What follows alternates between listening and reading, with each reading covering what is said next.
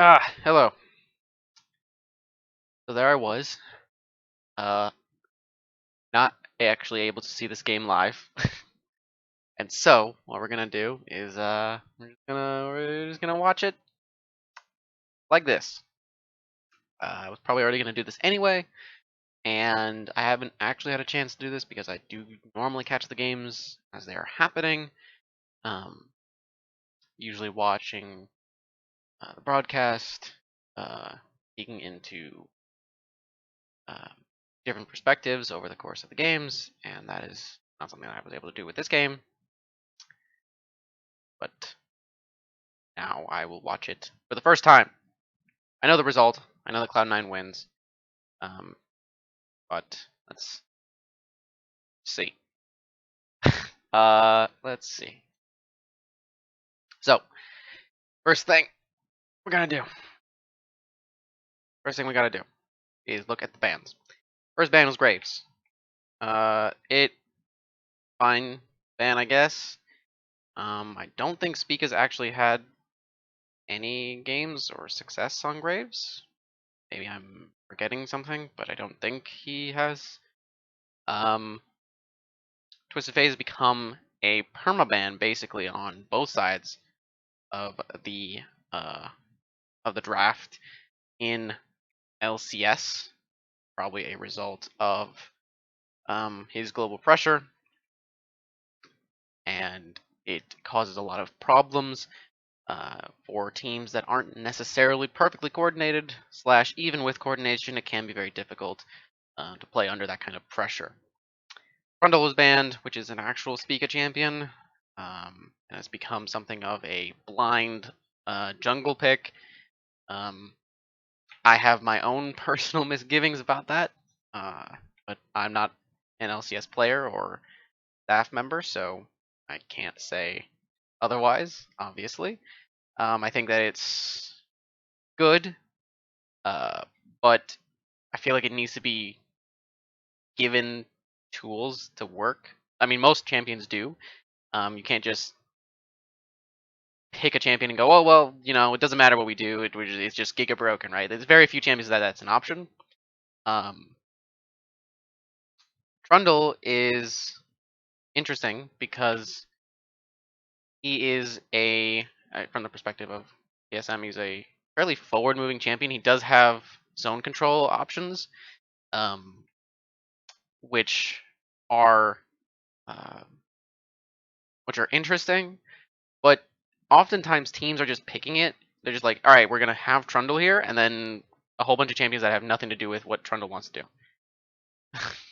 Like Trundle ends up becoming the only champion that goes in, or he's the only champion that actually zone controls, or he isn't used in either of those ways, just in the game by the players, etc., etc. Olaf makes sense because Blabber showed an immense amount of success with this pick. Pickup's fun.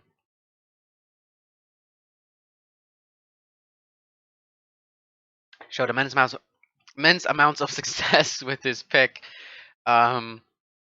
So if you can't really prevent the effectively perma priority that the lanes are gonna have, then yeah, it's just too much.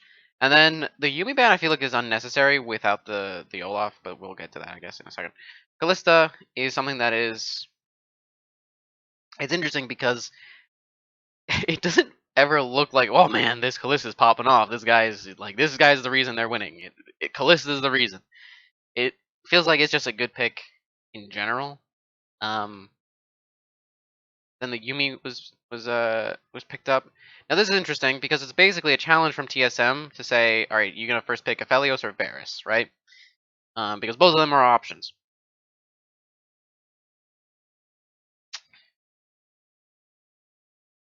But Cloud9 say, oh no, you sir. If the best AD carries that are available are immobile, guess who loves that? Wukong. Basically the only team that uses Wukong. I believe it was seen, I don't remember who used it now. regardless, I think one other team may have used it. Oh no, Dardoch used it. So there's that.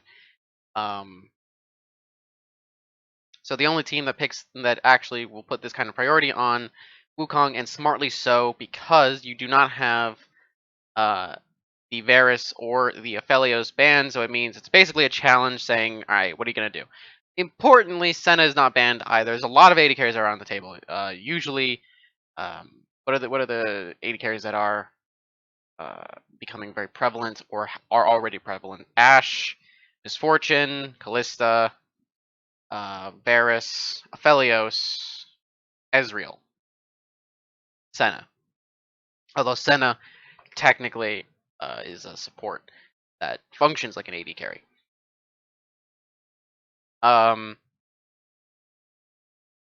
So it is interesting. A lot of them are immobile, and this is a challenge saying, what are you gonna do? You gonna pick an immobile AD carry, or like how are you gonna play the game with Licorice just diving onto double lift all game? And now TSM need to pick champions that can defend that. Importantly, I do not know what they pick. I know that Wukong was a thing, and I know that Varus, I believe, is picked up by TSM, but I do not know the rest. Comparing to the show match in the academy. But regardless, yes, Cloud9 won all of those, looking for the perfect 9-0 end of the first round robin. Okay. Well, that's not a thing. They just immediately picked that. Yes, Cloud9 won all of those, looking for the perfect 9-0. All right, there we go. Okay, so Volibear is one good into Wukong, and can kind of defend this choice. He's also flex here, and technically here, but he's not really used in this spot. But they're really just in these two spots. I know I'm circling the mid laner, but just top and mid is top and jungle is generally where Volibear is being seen. He can go support, but I don't think anyone's gonna try that right now, especially given how strong he is in these two roles anyway. So Volibear again beats Kong, I think, in lane. Now I feel like I'm backpedaling, but I feel like that's the case. But he doesn't necessarily provide defense for Varus, right? He doesn't say, okay, you can't jump onto Varus. He's a threat to Wukong in terms of preventing him from getting a lead, but he's not necessarily because he's blind. He has no idea what the rest of this is, so he may be entirely useless as a result of the rest of the 4 picks. And Varus is just a very strong immobile AD carry, who does have options. Obviously, in the case of Wukong, he has to go lethality, which is problematic because Wukong gets free armor. So he's forced to go lethality because if he goes DPS, he just gets jumped on and he's absolutely useless. At least with lethality, he can stay a good distance and still be useful in a fight. Or at least that's how I envision the play pattern of lethality versus Varus, maybe versus on-hit Varus. Maybe simplifying it too much, but generally this is, I think, how Varus has to play it depending on the build that they go. Okay, and then no, just immediate picks, just super fast. Okay, Senna is interesting. Senna is kind of immobile, I guess. She isn't. I don't know if she's actually considered immobile, because of her whatever the shroud thing is. It's not a shroud, but the thing, her AOE ghosty thing. So she actually is untargetable in those cases, and she can actually run away. In the event that let's imagine Senna is over here instead, right? Senna over here means that you can outlast the burst from Wukong and just kill him if he tries to go into your team. So it means he has to play a different, more measured game rather than just, aha, I'm just going to kill you. Um, so it's decent scaling, good scaling. It's a takeaway from Cloud9 in general. And if you look at this team already, I mean, this team, like, very few options actually outscale this at this point. Azir is a late game monster. This is disgusting. This is pretty disgusting when given the support of Senna and Wukong, or sorry, and Azir, because he actually can provide setup for these two to succeed. So he actually, and in this way, and so Wukong is interesting because he is a go in champion. He does go in, but he also has a defensive. Uh, he does have defensive choices. So if Volibear's like, I'm gonna go into your Senna or into your Azir, uh, Wukong can sit on top of these two and say, no, you can't. Kind of similar to like how a Kennen would do it. Obviously, the Kennen would rather go in, and obviously the Wukong would rather go in. But he does have the option of defending these two if he wants to. Azir blind is okay. There are a lot of options up. I didn't even mention the Syndra's not even banned. There are a lot of matchups that Bjergsen can go that makes this not good for Azir. Also importantly, this is a bottom lane duo that does get picked by, I don't remember what team Karzi is on, or sorry, not Karzi, Kaiser is on. An LEC team, I don't remember his name. I don't remember the team name. Regardless, this is a combination that is picked, so there is also the threat of you don't actually know if this is going top, you don't know if this is going, I guess, to Vulcan. I doubt Sven would play the Wukong, so I guess you don't know if it's going to Vulcan. It could technically go jungle. So it's a triple flex in that way. The early draft has been very, very rapid. And okay, I believe this Wukong, is. Senna is there on the one side, I Volibear believe and TSM ends up Varus picking on the other. LeBlanc. I'm not sure Alright, let's go. where though. I see it. I see Now that it. I think, People are just absolutely the social media flying. just, I am actually wondering, you know, is this Wukong just tells you everything. Is this actually Sven's Wukong? Or Vulcan playing it, you know, as the farming Wukong? That is a strategy All right. that I've actually been seeing. Immediately pick LeBlanc. So LeBlanc should probably have a fine time into Azir.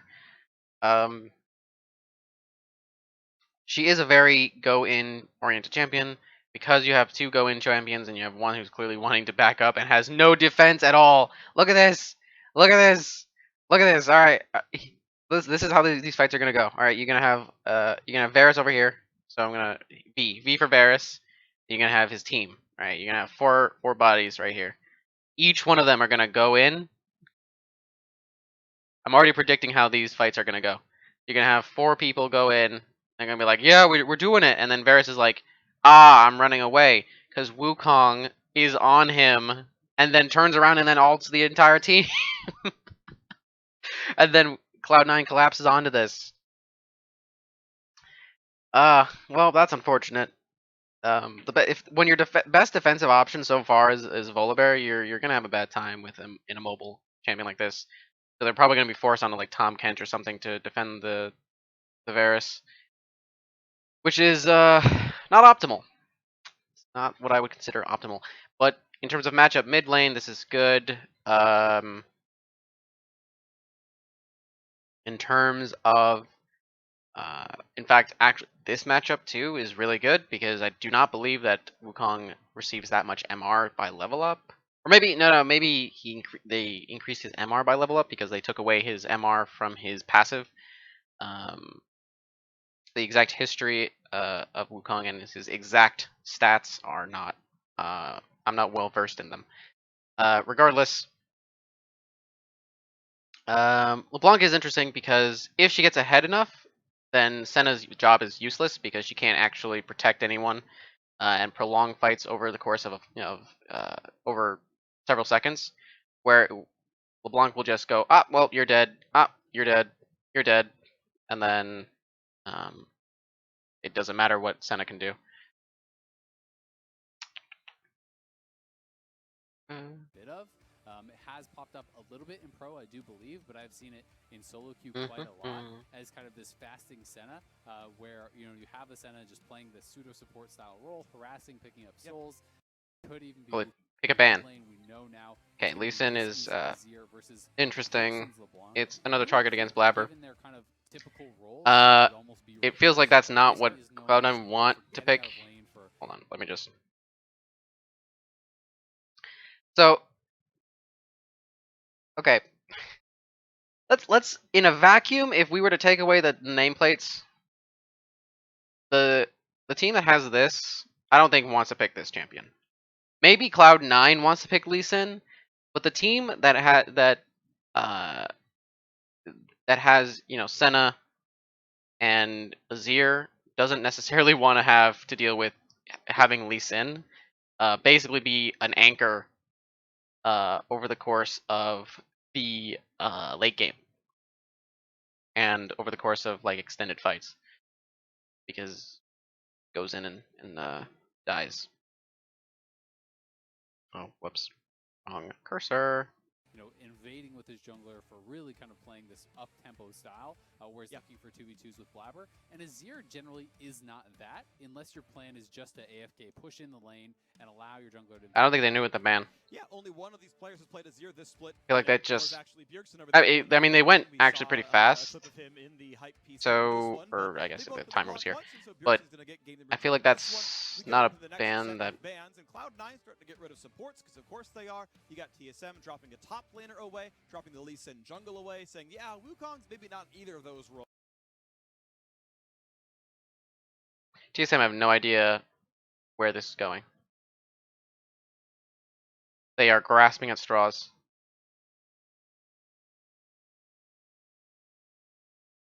They're saying, well, I mean, this becomes an issue, and this could become an issue, specifically because of Blabber.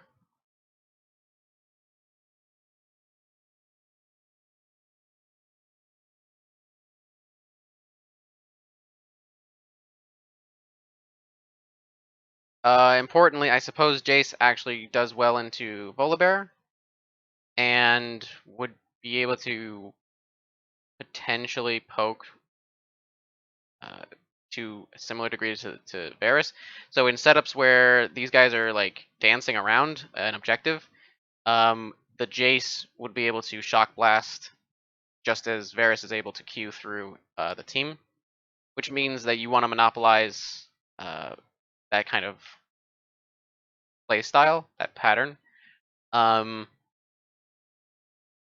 I suppose, sure, but this is also telegraphing where this is going, right? Because if you're trying to prep for this, it kind of says Volibear is going top, right? Maybe not, but Lee Sin ban still is a very whatever situation. I know that Blabber is good at using the champion, especially within the LCS, but that doesn't mean that you should expect him to pick it. Like, you'd rather have him have it, because when these two are strong, when Senna and Azir are strong, he's not strong at all. He's actually a liability. Right now, and it's almost always banned on red side. So the fact that And there's a Tom Kench ban. Sure. So they're removing the protecting 80 carries for the Varus. Also, maybe this is decent into this combination. I'm not sure. And going for Blitzcrank Kalista and trying to punish it in that way. So I'm really curious to see what Cloud9's strategy is going to be to try to punish this Varus, because it will be paired with the Bard. That does mean it's... Hold on. I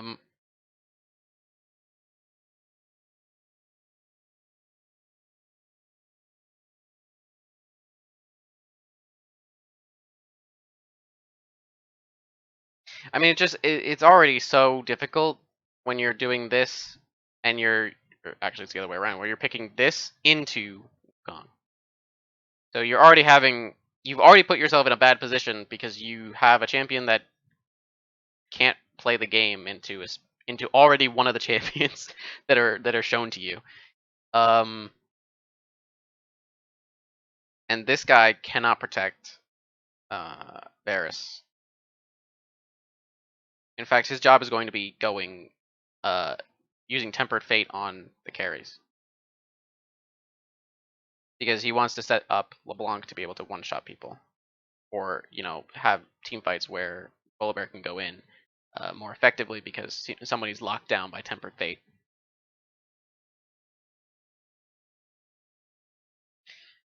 I think the Tom Kench ban is good, actually, because this is something that you'd probably expect TSM to get. So I suppose in the same way that the Lee Sin, so the same way that this is good against TSM, this is also good against Cloud9. So, sure. The Thresh is probably fine too, but kind of a whatever situation. Is going to be to Let's try see. to punish. It looks like there's Varus, gonna be a 'cause he set. will be paired with the Bard. Oh dear. That does mean I it's dropped gonna my be pen. a really strong laning duo. Having the double ranged characters down there can be very punishing. If you want to send Wukong down to that bottom lane as the farmer, it can be pretty difficult as a melee champion into double range to be able to. This is important pick up because of the first three, getting harassed completely out and because it's clear that TSM didn't have a clue as to where they were necessarily going. You can pick champions that go in different spots all over. So you can't even necessarily use the red side.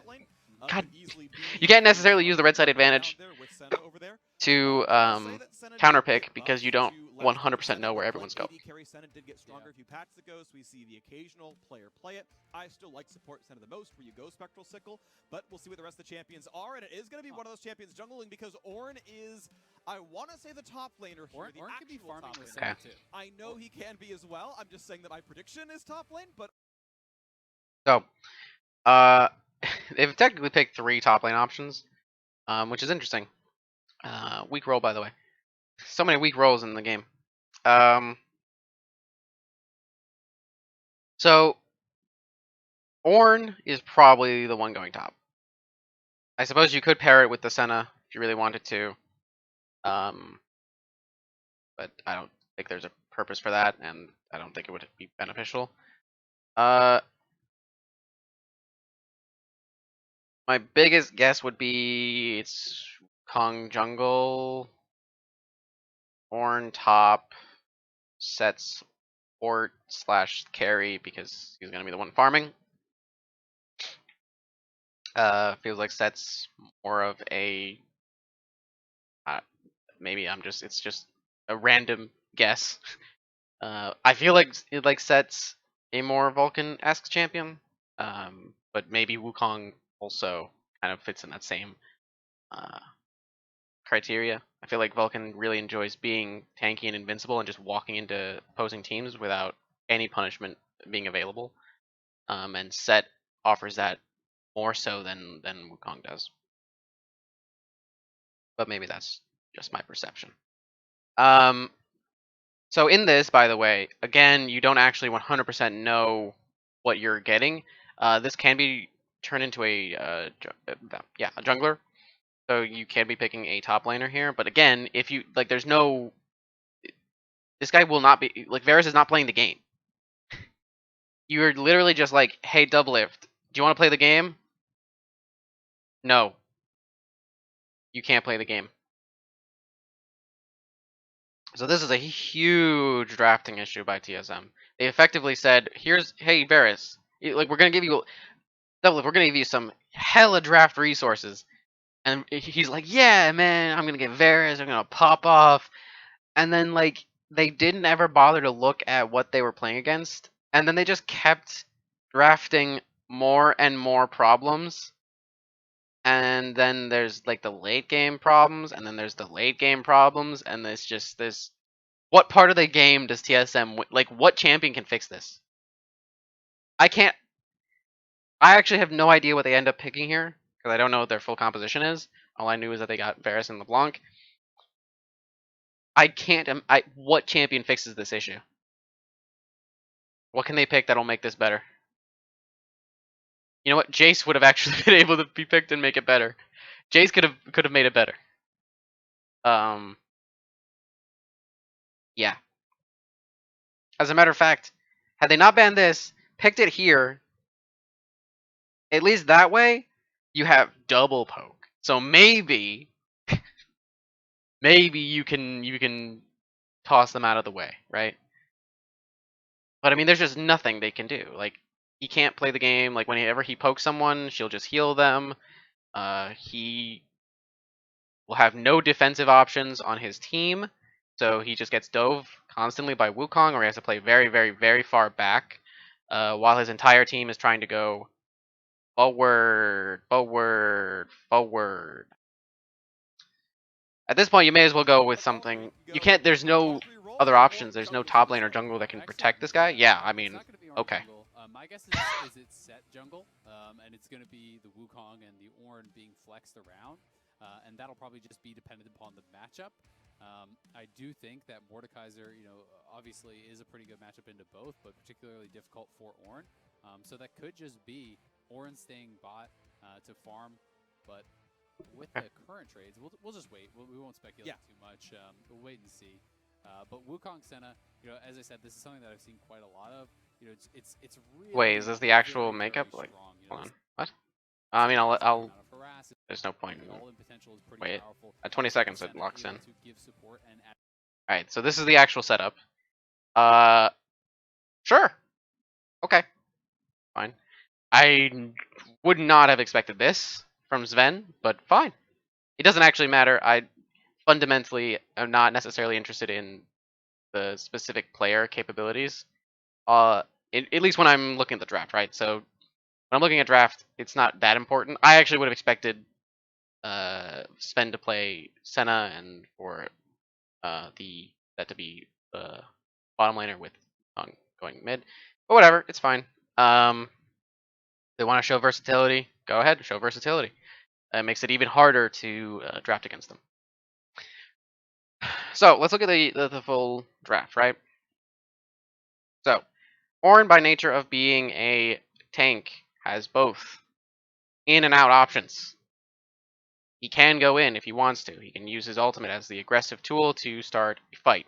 He doesn't have to in this case. In fact, he can specifically only hold on to it in defensive options when they're being attacked and just ruin any potential aggression. So forward and back, mostly going to be backwards though. Set actually would prefer to go backwards. He likes people walking into him because it's much easier for him to function. Because it's like, oh, you're gonna walk into me, and then he walks into you, and then you both tussle with each other, right? And then he wins the tussle. That's the idea behind. When I think of Set, that's how I kind of conceptualize him. Obviously, Azir is a go backwards champion. Wukong is a forward champion. Set is a backwards moving champion. So look at the kind of the options that C9 have. This is actually a very, very strong draft. I can't imagine. And by the way, when I do this, it's for the sake of conceptualizing how they team fight. It's an extremely simple way of looking at it, but it just helps me kind of organize my thoughts around it. So the only issue that I have is this isn't super, like, it's whatever. It'll be effective. It'll be fine. It's another example of a champion. I feel like the entirety of Cloud9's team, like the majority of Cloud9 players, are just like, I'll just walk into you and I don't care what happens to me. We'll just win no matter what. So maybe that's why I feel like that's why Vulcan is that way. Blabber's that way. Sven is less that way, but he's the bottom laner. I don't think that Licorice is actually really that way, but maybe he is. Maybe he's, I feel like he's very measured. I feel like Licorice is actually quite measured in the way he does things. Plays very intelligently. Niski is fairly aggressive too, but he's less so because he doesn't necessarily especially because of this the specific champion he's on. They're all very aggressive to varying degrees. I feel like Labber and Vulcan are by far the most aggressive. Regardless, Set is probably the weakest link on this team if I had to pick one. It doesn't seem like does anything special. He's just that in the jungle. Like, what is he? What is his job? What does he do? Does he protect someone more than these two would? Does he aggress more than these two would? He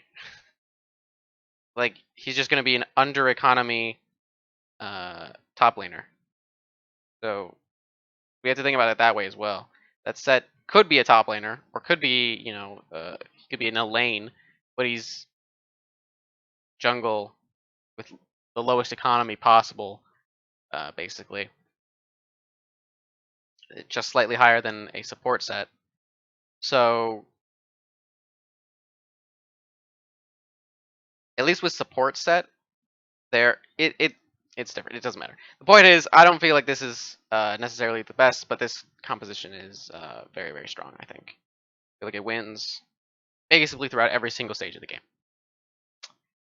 In fact, I don't even think that this is a winning matchup.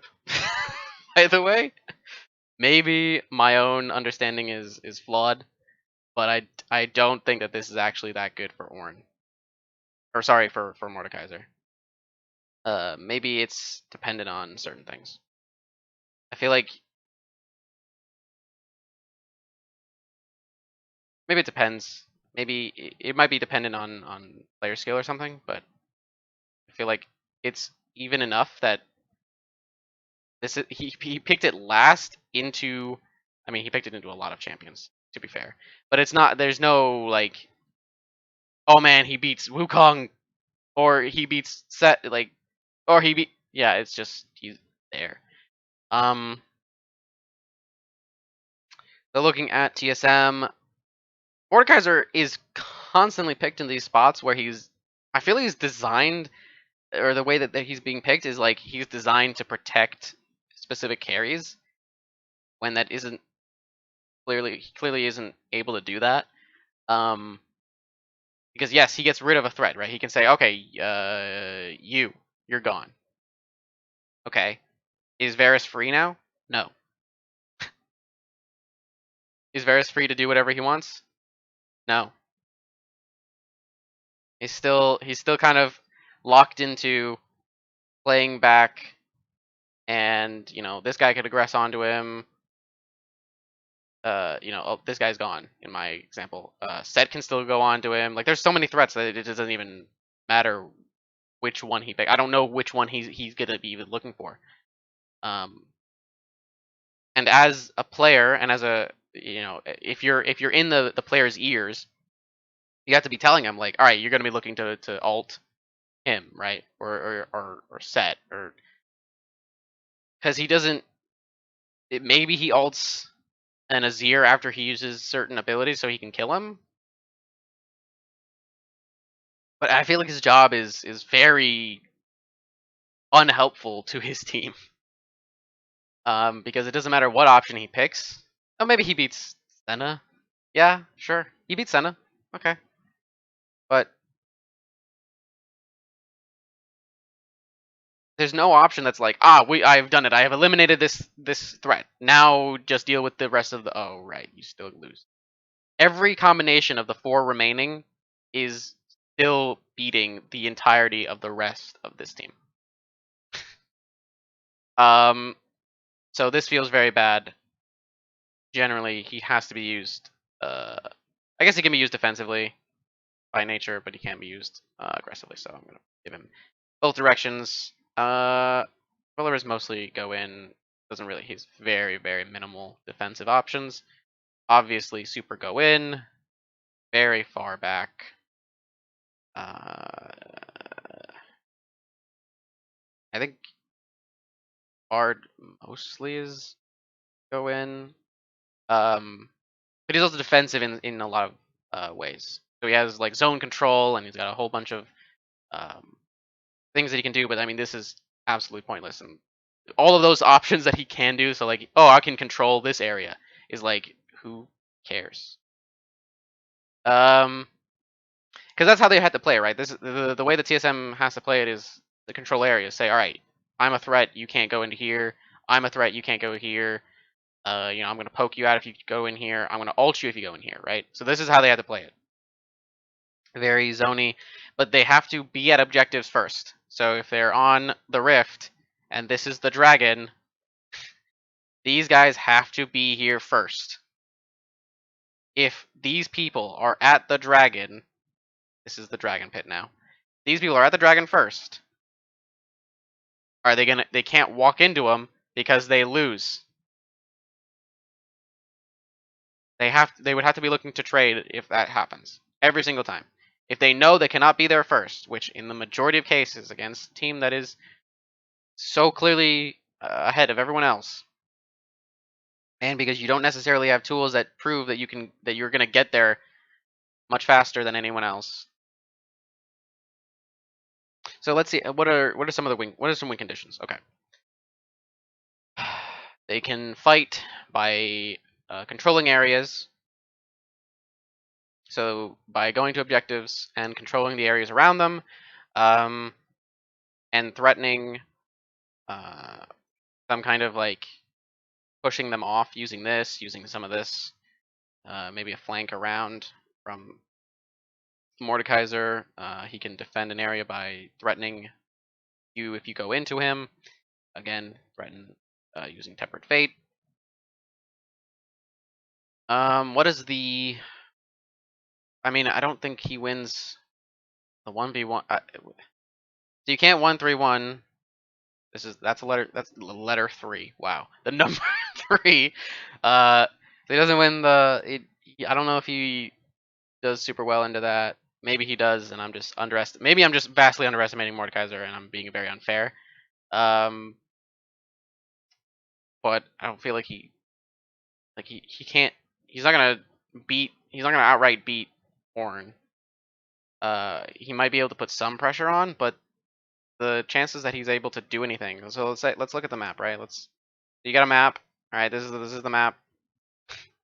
These are the lanes. All right, this is how it looks. This is how Summoner's Rift is.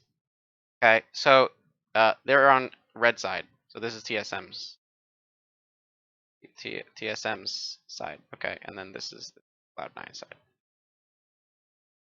Yep. Okay.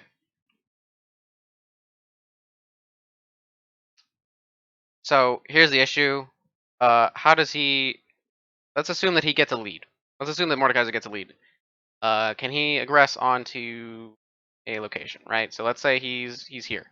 He's past tier 1. He's like sitting here. Can he go further? Not really,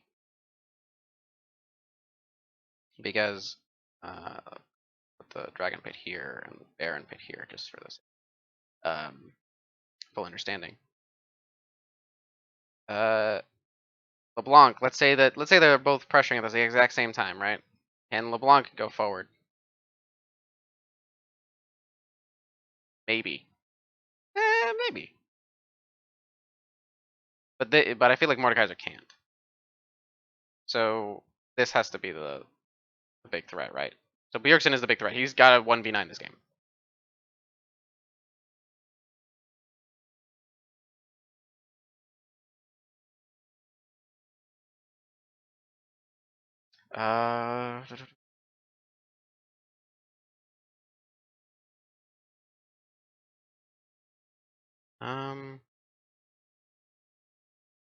Bjergsen can play it, what, 6 minutes? Like 5:40 something, whatever. He can clear a wave and go aggress onto top lane, but then that can be sussed out by that. Zir isn't actually that slow at pushing, so he can actually he can't match because if he goes into if he finds LeBlanc, it's too dangerous. But with no, because you can't. Yeah, this is a Bjergsen show. This is not relevant. this is pretty much not relevant. This is actually important because this is the person that he needs to help in order to win, and then he needs to help these two. So what he should be doing is he needs to go from bottom up. He needs to go from bottom up. Blabber doesn't actually have to do anything. He just needs to match and literally prevent anything from happening. That's his job. Blabber has to do nothing. So that's whenever you have a situation where the opposing jungler doesn't actually have to do anything, that feels bad. That feels really bad that Blabber doesn't actually have to do anything. He can just counter. He just needs to match your movements and be there, which I'm simplifying it, but he just needs to match the movements and prevent Spica from being able to do anything, prevent Bjergsen from being able to do anything. So if hold on, oh, this is a square. Yep. Go back to our little Summoner's Rift. So Blabber should mostly goes from bot up up. Doesn't necessarily need to snowball this at all. I suppose he could. We'll see. I feel like his job is mostly just to counter Pika's movements, prevent Bjergsen from being able to just do whatever he wants, and it'll be home free from there. Beautiful montage. Okay. Hello, Looks like a one. Summoner's Rift. Sven's giving us a thumbs Looks like up a 5-point because start. We have the match of the week here, Cloud9 and TSM, a battle between the most dominant team in LCS history and the winningest team in LCS history, TSM. Got all those stars in the jersey for all those trophies. Blabber actually put down a ward, it looks like. No, he just backed. Never mind. Teams to beat Cloud9 all year, hoping Or he to didn't bring it back. again. It's going to be a really exciting game. You know, such different styles Okay. of composition. Actually, now that I have the minimap, how does Blabber actually want to play this? I feel like he wants to play.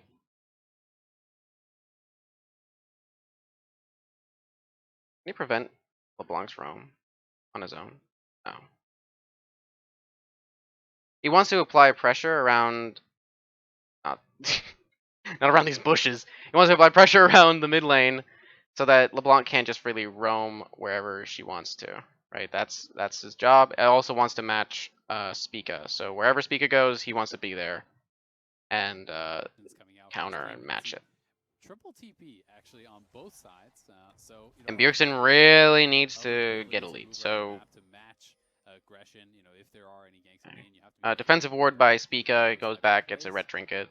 And minor thing, but this is actually Bjergsen trying to remove any on LeBlanc. He just over the Dragon Wall, drops that threats to ward. him. He's going to do a leashless. Look for those types of plays because you can just There is a ward on Cloud9's Cloud9's red, so they will know that he's there if he starts it. Blabber puts down a defensive ward right here, this area. Okay. So this is 100% known. Spica's actually doing the opposite of what I said. He's actually he's going this way, which is interesting. So he does red into last cone into blue into Gromp, it looks like. There it is, for example. And yeah, it can look really This isn't a feasible gank, I don't think. Blabber is doing red Raptors. I could do a full clear blue side. Yeah, he's doing wolves right now. Taking it slow. He's just looking to potentially prevent anything from bothering the Ornn, because I think that's the most vulnerable position. Volibear is not diving Senna, Wukong. That's oh, Jesus. Hold on. Especially post 6, As you I'm just said, gonna. Varus is fairly Sorry, frail, doesn't have whoever a I'm tremendous blocking. amount of mobility, so the all-in with Is portraits Senna bigger? and Wukong can look very, very Oh, no, I'm good. blocking But the if the Wukong is poked out too heavily before he gets the opportunity, well, guess trinkets. what? You can't all in at 20-30% health, and that's kind of what these two lanes are going to be looking to do. It's very atypical bot lane. You can expect the Wukong Senna to be behind. They should be losing as far as farm. That is very much so expected, but can look for kills later. Okay. Let me go back for a second. I wanna see what happened here. Okay. Varus versus the Wukong. Varus Bard. So Wukong can red, poke them down enough blue, that they can't Gromp, live for an all-in. wolves. Because the all-in Looks is like he's very transferring especially over post 6, here as you to said, vent Varus is fairly the frail, easy doesn't scuttle have, because they knew tremendous that amount of mobility, so the all-in set was with moving Senna upward. and Wukong can look very, very Okay, good. so they're But if using Wukong is poked out too the heavily fairly before he fast gets clear the by opportunity, well, Polar guess Bear. what? You can't all in at 20-30% health, and that's kind of what these two lanes are going to be looking to do. It's very atypical bot lane. Slash, You can actually, expect, it's technically the slower Wukong because Senna to be behind. They should be losing as far he's as farm. one camp That is behind. very much so expected, Not but technically, it can look literally for is kills slower. later. Is that seen? Hugging a little bit too far to the left-hand side. I think he's actually too far. Oh, he can't even see him because Looks like Blabber's they might not have, but now they're hugging picking up this to go perfectly. towards these scuttles, So and he's going to suddenly contest this. the This vision advantage comes should in be once the good stun down. actually Blabber for walks Spica. away, and easy smite comes through, well played by Good. Spica, grabs that one, takes a camp out there, equalizes the total farm across the two junglers. Bjergsen wants to get a trade, one more auto, there's the electrocute. Niski wants it back in, gets it for himself, and that is what that looks like. Spica and Bjergsen not able to really reply to that.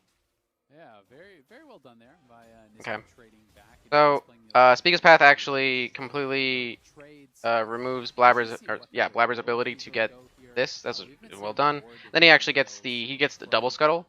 And then he might he even gets the level up not level up. The raptors that are leveled up. Chapter altogether saying I don't need that mana. I can actually just go Doran's Ring and a Dark Seal and then go straight towards my Nashers. And This is a good ward by the bottom laners. You know that he's here. This isn't a feasible dive, but it'll put Spica. Oh, he loses the. Okay, whatever. Loses the ghoul. It's fine. Okay, it resets the camp. How nice of Vulcan. And Spica leaves. Unfortunate that he was slightly too early for the Raptor camp. Let's actually see. Yeah. Spica was just slightly more patient. I mean, what was he gonna do, right? But he might have getting that camp is more beneficial than getting the Krugs because it would have had more experience. Regardless, I guess it doesn't really matter. Still is golden XP taken by Spica. Well done to him. Check out the top lane. Temporarily a farm lead to Licorice. Broken Blade is gonna. Okay, Broken Blade is doing well. It's fine. The craft off in time and knocks down a cannon. Overall, though, farm pretty good for Licorice so far. Yeah, Licorice doing well. It's going fine for Licorice. It's actually going really well for Licorice. Neither one have had to use any summoners, so it's fine. Too many mistakes.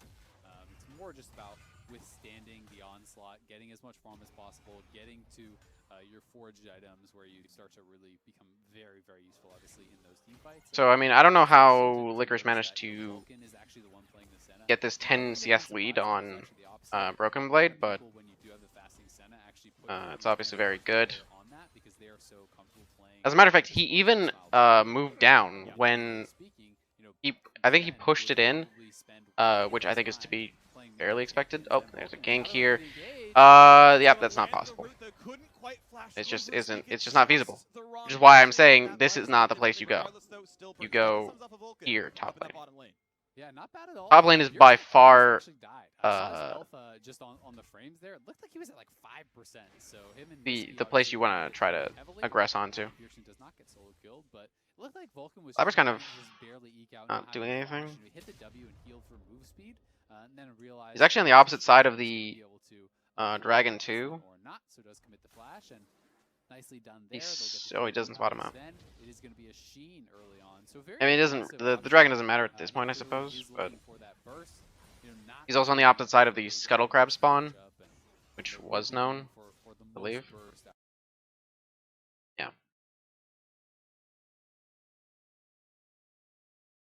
So there's a pretty big advantage top lane,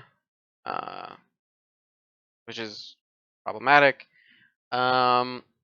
It's even mid, so that's kind of whatever. And there is an advantage bottom, so it's I suppose it's gonna be it's gonna be about even. With slight advantage due to licorice.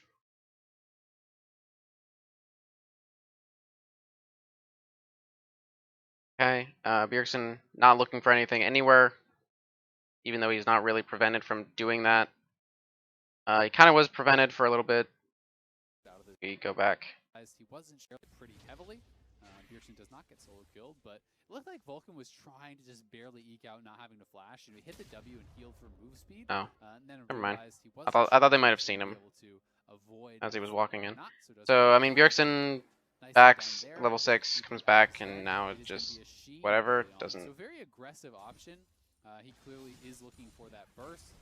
Not feeling afraid of this matchup, Okay. and will be going for the most burst out of this try. There is actually kill pressure in this lane. Like the Phage, or even speed, to try to play it. His speak is actually moving towards top lane, but it doesn't look like it's. I feel like you at this point you actually need LeBlanc to move up, but you don't have that because currently Azir is pushing really far up, and because Azir is pushing up, the Scuttle Crab is free because Spica moved up top lane to do literally nothing instead of contesting around this area of the map. What they want to do.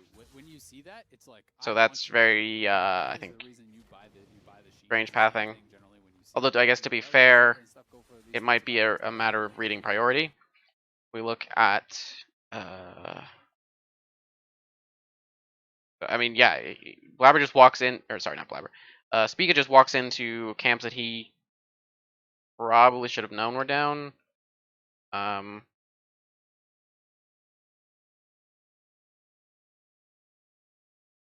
Doesn't even really matter, but so what Spica can do instead of doing what he's doing, so he's at Raptors, he can go to Wolves, or he can go Raptors, pressure mid. He can actually, yeah, I can do Raptors, be here, maybe force a flash, and then beeline it straight to that Scuttle Crab.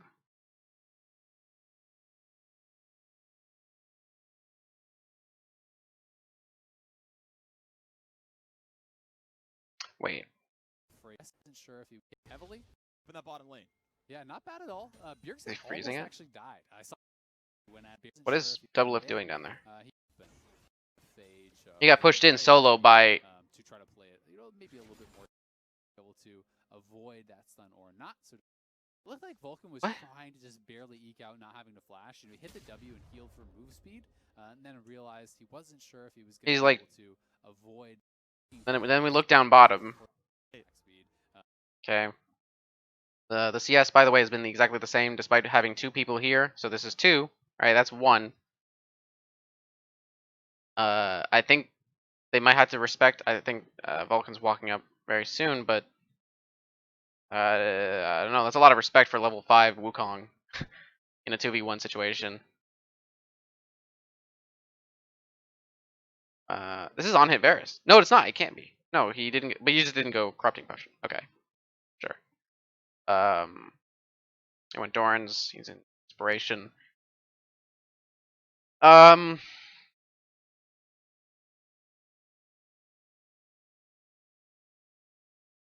So it's a little weird. This is actually gonna get pushed in. I don't know why. Wait. So okay. So okay. maybe I'm just being ridiculous. But can't Spica go Raptors mid gank beeline to Scuttle? You guys actually push the wave in, create priority, so that you can assist in the Scuttle Crab, which means that you gain control of the Mountain Drake, which you, as the team that doesn't scale against this team needs in order to ensure that you can actually get closer to Soul Point than Cloud9 does. Am I missing something?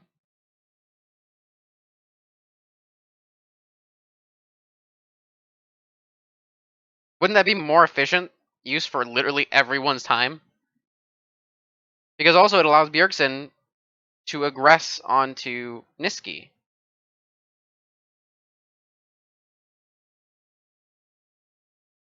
And he has Corrupting Potion, so he can actually use his mana and his health to attack Azir, clear the wave. Hold on. I mean, he's actually doing that. So If you very look, aggressive right? option. He clearly There's a moment. Yeah, he does it right here, and then he ults. first, not feeling afraid of this matchup, and will be going for the most burst out of. I actually think that him ulting isn't super great, actually, because he distortions, right? But if he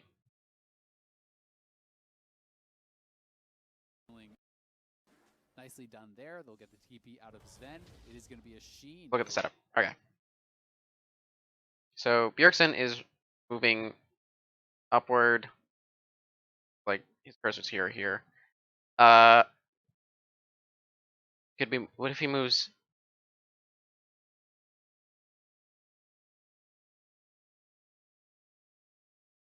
No. You move down this way, then you can force Niski Dai to move down. Because if he Qs the wave more dangerous, and then you can actually set up the gank even easier. You don't actually have to distortion. Because if you don't distortion, or sorry, alt, distortion is fine, but alt, although distortion is actually fairly long cooldown, so maybe it's less fine than I'm making it out to be. If you don't alt, then you can use ultimate on the gank, and you can actually chain, and then Speaker can actually attack this guy. Or he can force to use his ultimate, or he'll be forced to use his ultimate rather. So if he's more patient, and so if Bjergsen's maybe more patient, and I feel like I have to be missing something. It's not as simple as what it's just not as simple. I'm missing a huge detail. Okay, Niski can't kill him. Set can't kill him. There's no way, right? So Bjergsen's basically invincible to any actual problem. They do not have vision. They do not know what's going on outside of this immediate area. There's no reason for Blabber to be sitting in this bush because it doesn't help him do anything. You actually have. Hold on. What is he doing? Early on, wasn't sure if he was going to be able to avoid that stun. It is going to be. What does he end up doing? Not feeling afraid of the.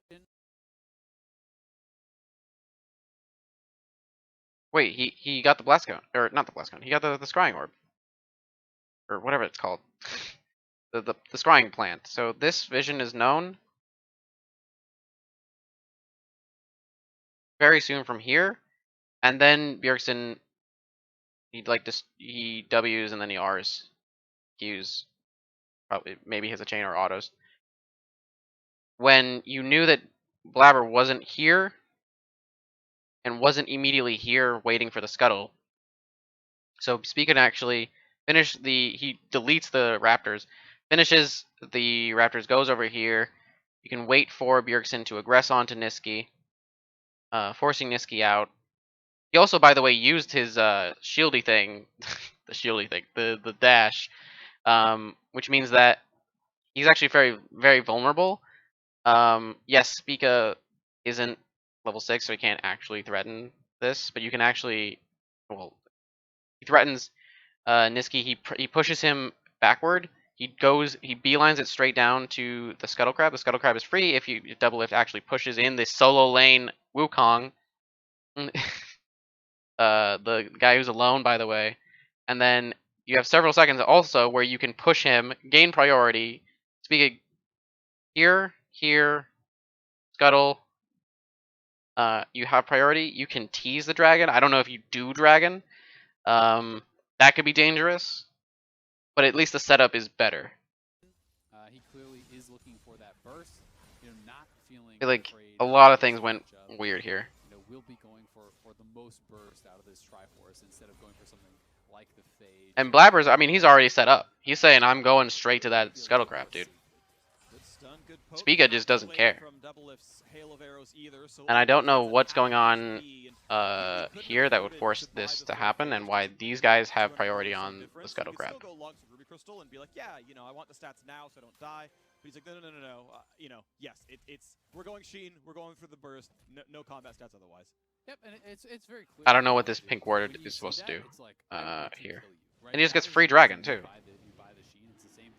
Because Azir was also LeBlanc doesn't have distortion, doesn't have a friend to help. Sit through this. Doublelift is up quite a bit of farm, and they actually kind of had held the wave, pretty nicely. It will push out now towards C9, but Doublelift does have his TP, and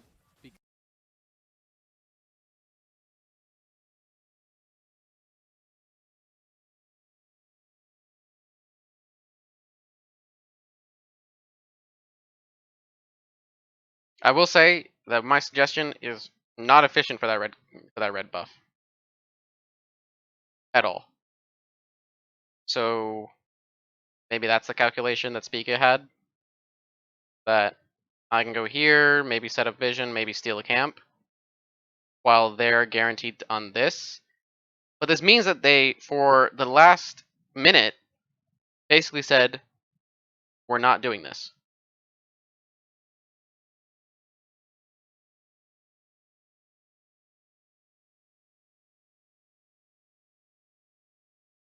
Why did you pick this then?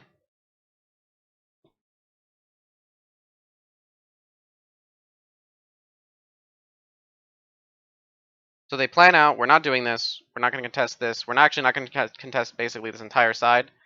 Well, I mean, he actually ends up saying, all right, I'm going to go red, blue, ground, blah, blah, blah. So red, and then he's going to go straight to his blue side. While they're doing this, that you've guaranteed that they get, because Azir pushes in the wave and walks down. Wukong and Senna push in the wave, and they walk up slightly. This Scuttle Crab is dead. Blabber is probably getting this. So you're... What is their play? What are they thinking? It looks like Licorice is teleporting in.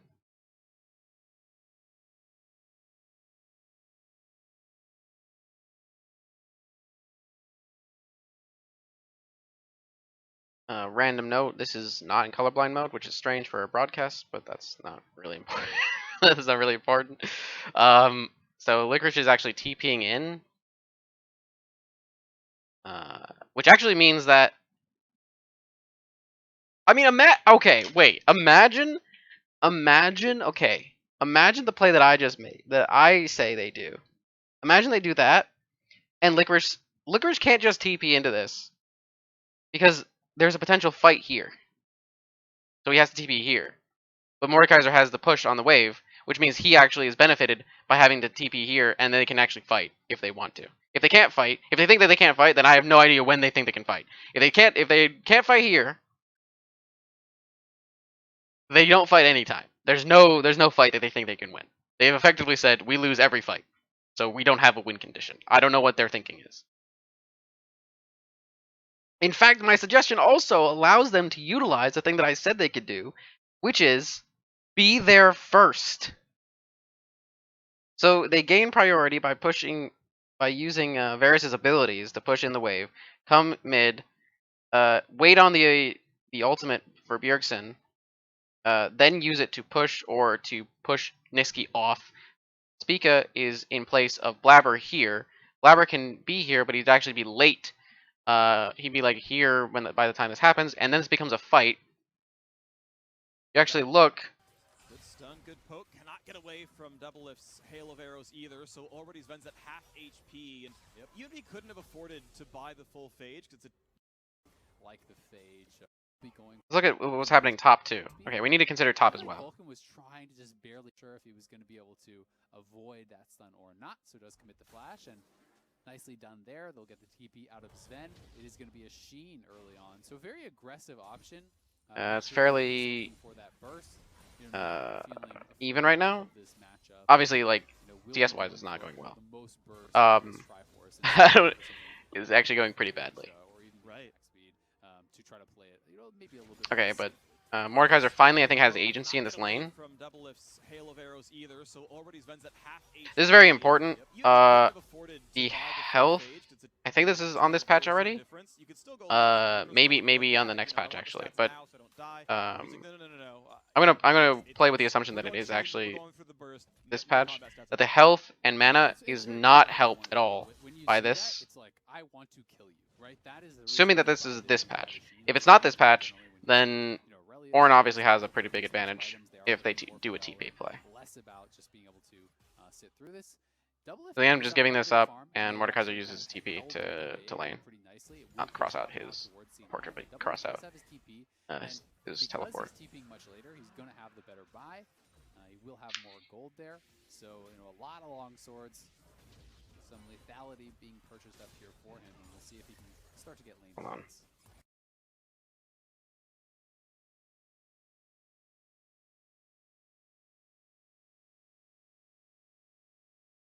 Your standard marksman player on that because they are so comfortable playing, this marksman style champion. And generally speaking, Sven would probably spend way less time playing melee champions than Vulcan, and now they're looking for the engage. Looked like he was at like 5%, so like Vulcan was trying to just barely eke out not having to flash. He hit the W and healed for move speed. And then why didn't they? He wasn't sure if he was going to be. Why didn't Doublelift use his TP too? Or not, so does commit the flash and nicely done. Doublelift greeted on his TP, greeted on his mana. He greeted on everything. What is he? I mean, I know he doesn't actually have that much mana. For that burst, not feeling afraid of this matchup, and will be going for the most burst out of this Triforce. I don't know if this was a decision or they just didn't plan it out at all. That's the most aggressive thing that's been done, but they're still getting pushed in, which means that they still get to do the shenanigans here. And not to say that at this point there's no reason for him to do this. This is actually good for him because he wants to keep them in a fairly vulnerable position. It's not vulnerable if there's no way for Spica to get here or be here because you know that Blabber's here doing this, killing this. Azir's over here pushing into this, like.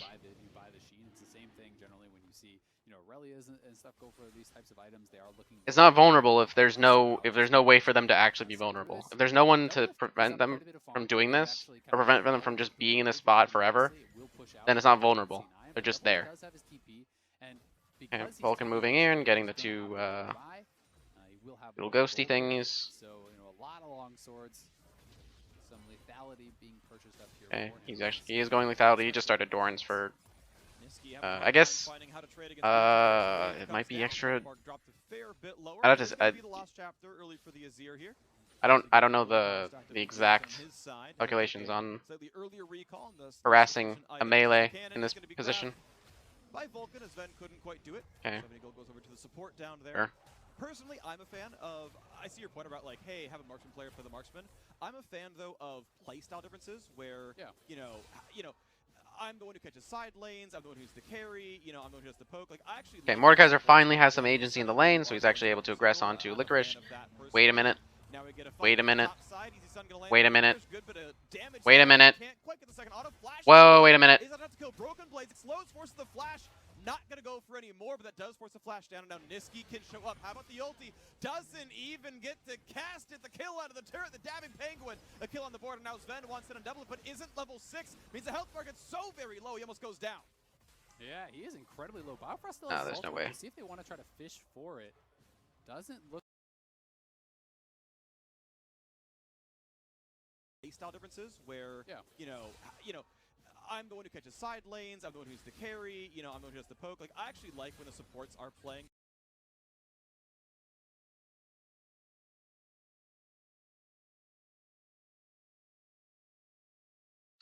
So Bjergsen, instead of going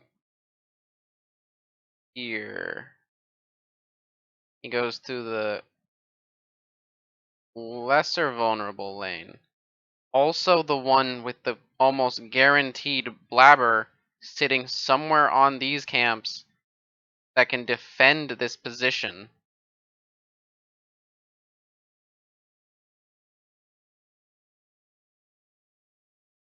Also, look.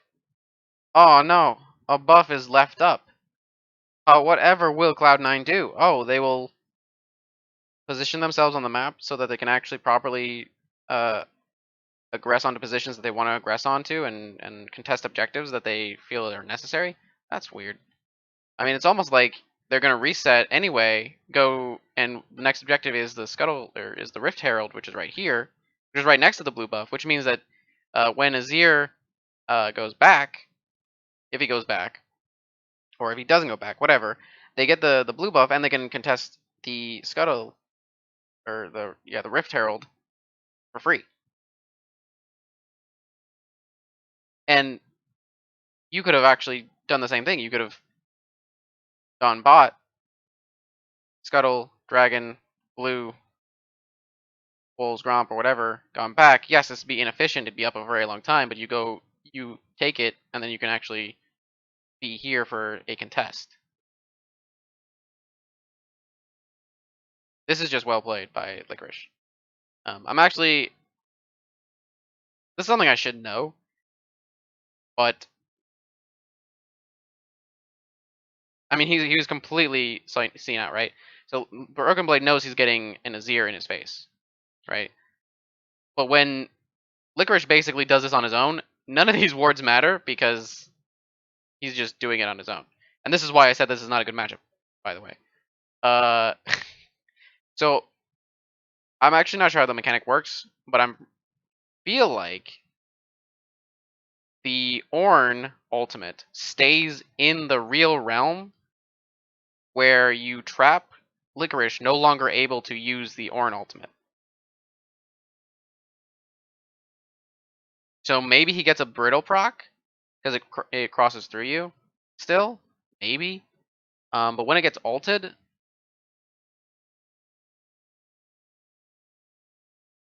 I mean, he's dead either way, right? Because there's no way he can actually survive. Because he was just left on an island. He literally was left to die. And these are decisions created by Bjergsen, by Spica, by Doublelift. Bifrost wasn't really involved in those decisions, as far as I'm aware, at least.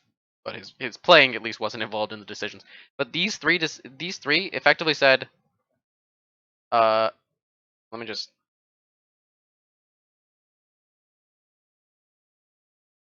Point some. You're dead. They killed him. They killed Broken Blade. It was Booty killed the beast. The Senna when you are going Spectral Sickle. Yeah, I mean he just has to run away, right? Now we get a fight in the top side. Easy Sun gonna land for Licorice. Good bit of damage there and can't quite get the second auto. Flashes for it. Is that have to kill Broken Blades? It slows, forces the flash. I think his best play if he doesn't think. Okay, so the supports are playing the Senna when his best play, Spectral Sickle. he's gonna do something like this, right? Is when this happens, he needs to flash out of this first path, and now he'll be too far away for Licorice to aggress onto him. I mean, it's. I don't think there's actually any way for him to escape this position, especially with Niski about to come up here.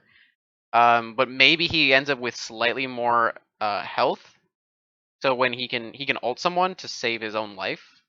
Maybe. That's a huge maybe. I don't think that's actually even possible. I think I'm just talking out of my ass. I think that there's just no. He's dead. Like, I don't think. But maybe. Maybe. Is there any other way for him to play this? He could just accept his death and not flash. That's another option.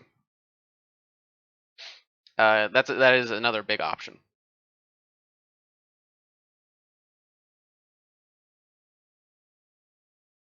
Like he could turn around and ult Licorice.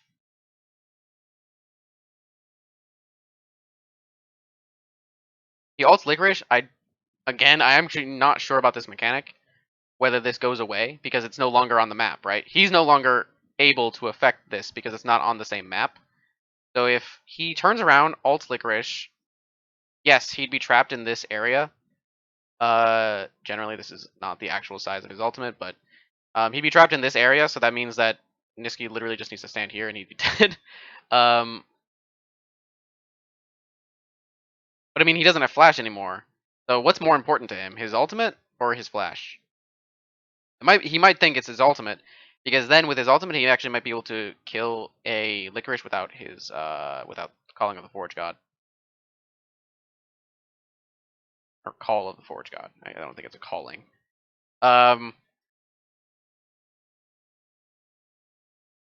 Yeah, and I mean, imagine, dude, right here, this puts him pretty much is 1, 2, 3, 4, 5. He'd only be down 3 CS.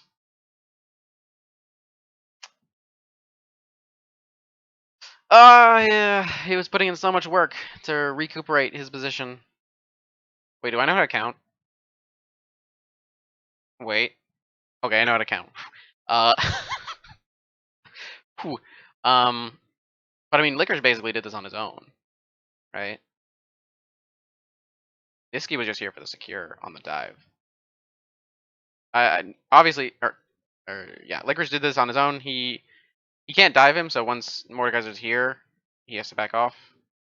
But yeah, so I don't know. Maybe it's alt him. I feel like he's just dead. There's no actual play that saves his life. Maybe he ults him. I have to look this up.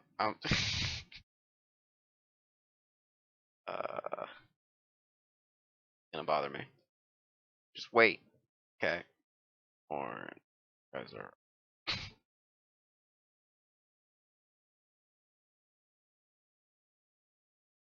Oh, I guess he could also just W the alt too. So there's yeah. So I mean, he didn't use his W, right? So his brittle is still up. It would just lock him in place, and yeah, no, there's nothing. There's nothing. I forgot about the W. I forgot about the unstoppable from Orange W. Yeah, no, there's yeah, there's nothing. The best play is probably just to accept his death and die.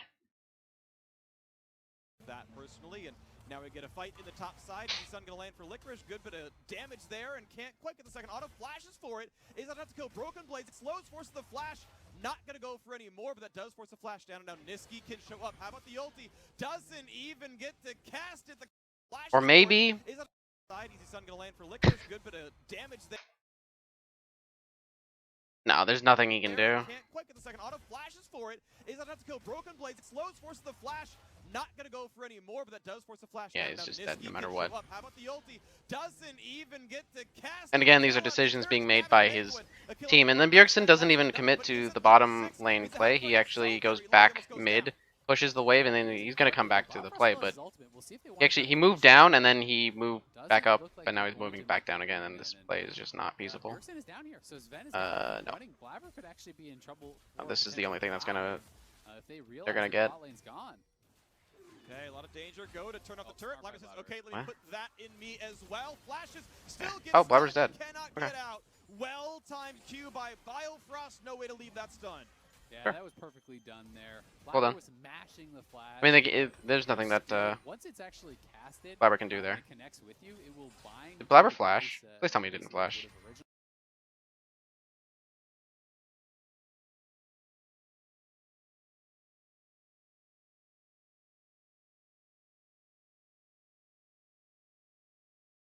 I see why he did it. I don't agree Says, okay, let me put that in me that as well. Flashes still gets stunned and cannot get out. Well-timed Q by Biofrost. No way to leave that stun. Yeah, that was perfectly done there. Blabber was mashing the flash, but still, once it's actually casted and it connects with you, it will bind to the place that basically it would have originally. Here is this play one more time. Licorice knows he has. Oh wait, I don't know how to. I honestly, I just like don't know what color is. By the way, I don't know what color is. This is not Mordekaiser's minions. My God. Woo. I don't know what a color is. I don't know what colors look like. He did still have his ult, so I think he was hoping that he could actually defend himself with this. Then That's Blabber, I do actually unfortunate think plays for this me. right, sitting into the ultimate That's because embarrassing. W is on Whatever. cooldown, so he knows he's Yeah, in there's nothing he trouble. can do. He just If should you actually kept it. just don't go inside this ultimate, you might be thinking, oh, well, that's silly. You're going to get stunned out of it. But the turret will be turned off, and you will just Yeah, I die. mean, I don't So think he's there's a hoping world that where he can ever buy gets a enough kill time with that for flash, Vulcan so to I come don't think that's back good. and potentially save him for his, for his W cooldown. Wait, how did this happen? Something like that, but that was just a really nice dive from TSM. Oh, I guess because Blabber was bot doing that. Exciting game to start things out. Kills on the board on both sides. We crest 10 minutes into the game. I mean, Blabber really screwed up the play because the replay. Yeah. So let's look at how this works, right? We'll see if they want to try to fish for it. Doesn't Like, look yeah, like it's obviously inefficient for these minions to die, but you know that Bjergsen left. He's in Fog of War somewhere in here. I think a Blabber just needs to back up with his team. If he backs up with his team, is just backing. He just beelines it straight here, and then oh, this is free. Well-timed Q by Biofrost. No way to leave that stun.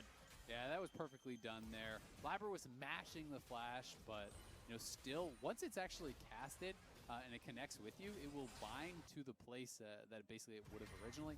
Here is this one more time. Licorice knows he has Niski. Potential dive if they realize that the bot lane's gone. Okay.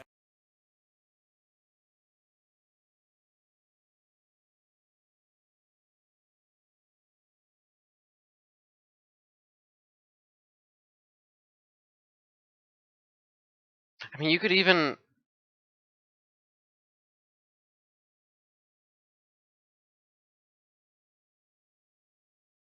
Okay, so you have a wave coming in. Yes, this is really bad because you lose 10 minions actually.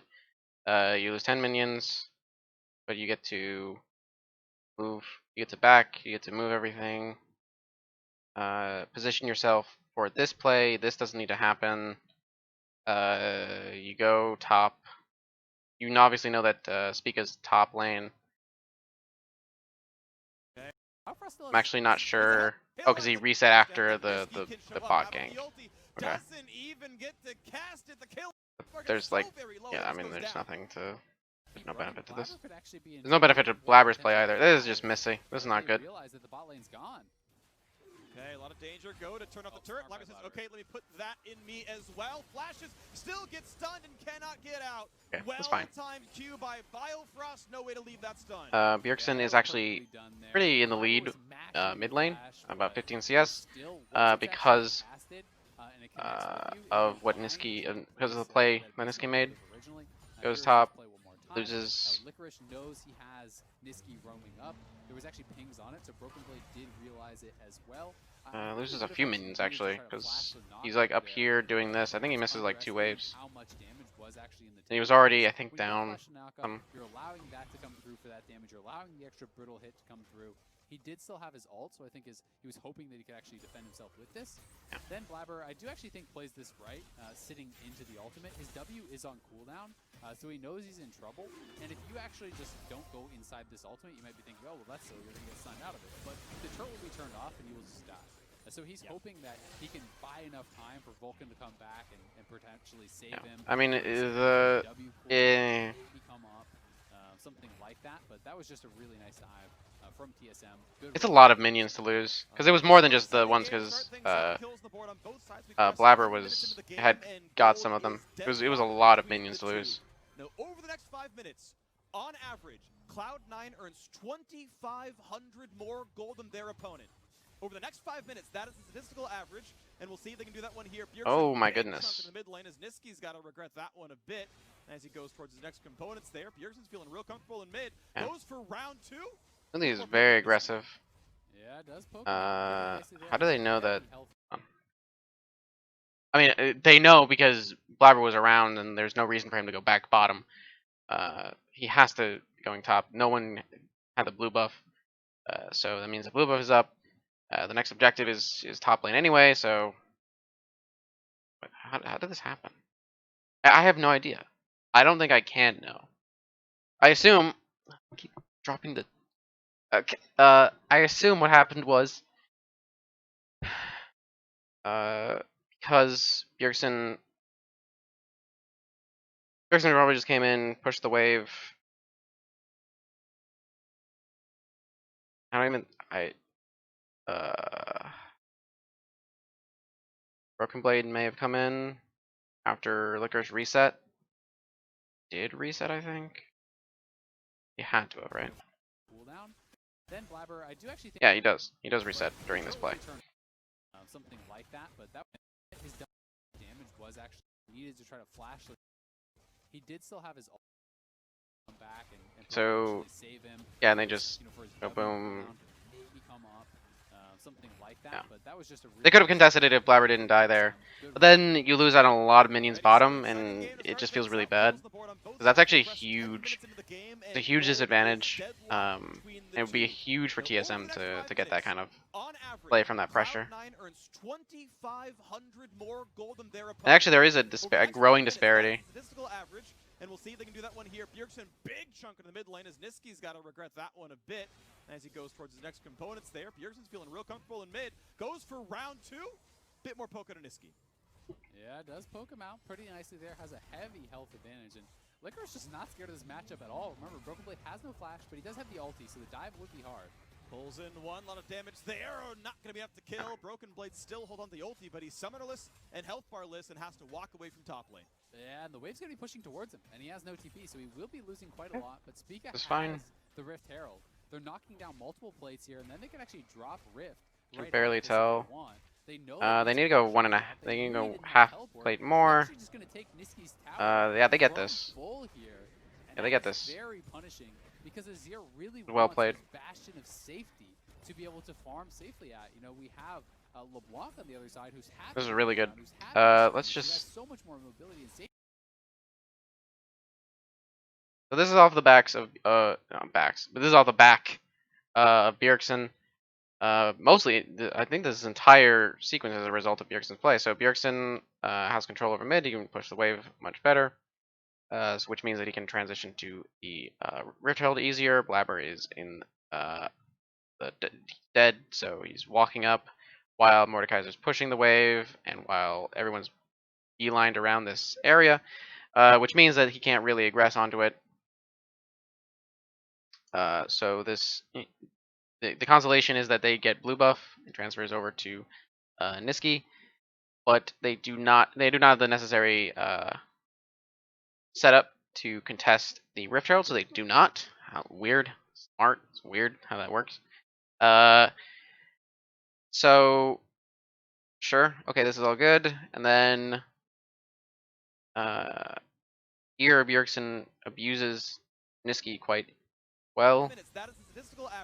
I mean, look at this. Big chunk in the mid lane as Niski's got to regret that one a bit as he goes towards his next component. And he still has corrupting potions, so he can actually use the mana if he wants to. He can use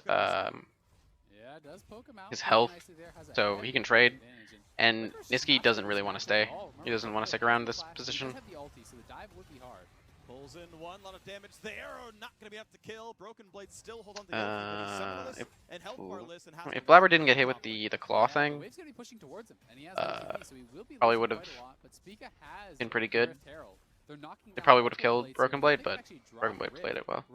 And then yeah, this is just well set up by TSM. Actually, a well-used Rift Herald. Crazy. I'm actually surprised I didn't just kill it from that position, but maybe I'm overestimating. Whoa. he goes through to summon the turret, which is going to stop dive from meeting anything. Now Spica's got to be careful. He does have flash, but he's dunked back in. Ults back out, flashes for some movement, just barely stays alive. This is all kinds of weird. Jesus, what am I watching? Under 100 HP. That is what Cloud9 wanted to do, and they finally find something. Okay. Man, there are just fights everywhere. The observers cannot watch. They're really scrappy.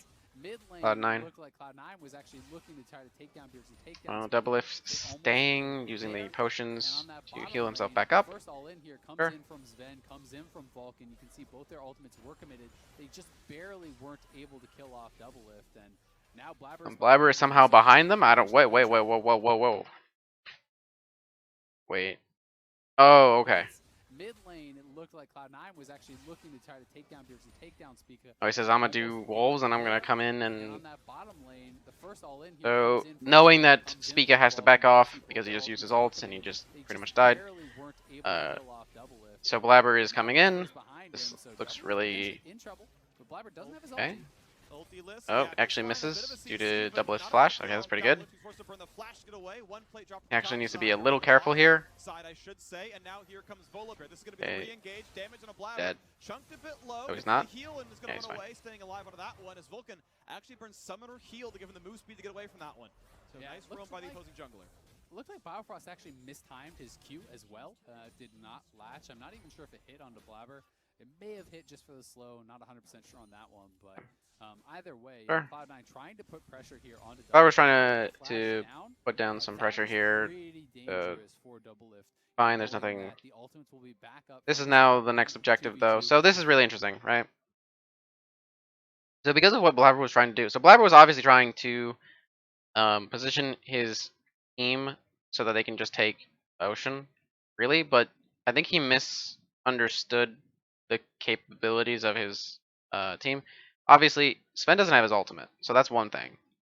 Vulcan doesn't have his ultimate. That's another thing. You do not have teleport, so you don't have Horn. And Niski doesn't have his ultimate. He's also not even here. So, and who can get there faster? Bjergsen. Because Niski has to play much safer around Bjergsen's pathing. So I think Niski, or sorry, not Niski, Blabber probably a little too big for his britches there. Little. Maybe if he actually hits the face breakers, is that what it is? The stun on both Doublelift and Biofrost, maybe it's really good. But I think outside of that, it's just not feasible. And then he's forced to back unless he ints this, which he shouldn't. They have to give up. Oh no, they don't. Oh, they have to. They have to. I mean, there's just no world. This is very interesting. That is a very aggressive play. I think I guess it doesn't matter. TSM is looking really good, and you know it's not like Cloud9 can just depend upon their standard late game team fighting. You know, Sven is playing a very different style of champion.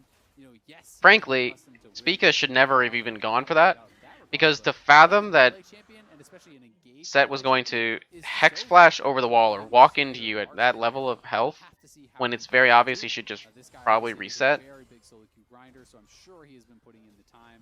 You know, sitting at rank 1 for a lot of this season, if not still rank 1 right now.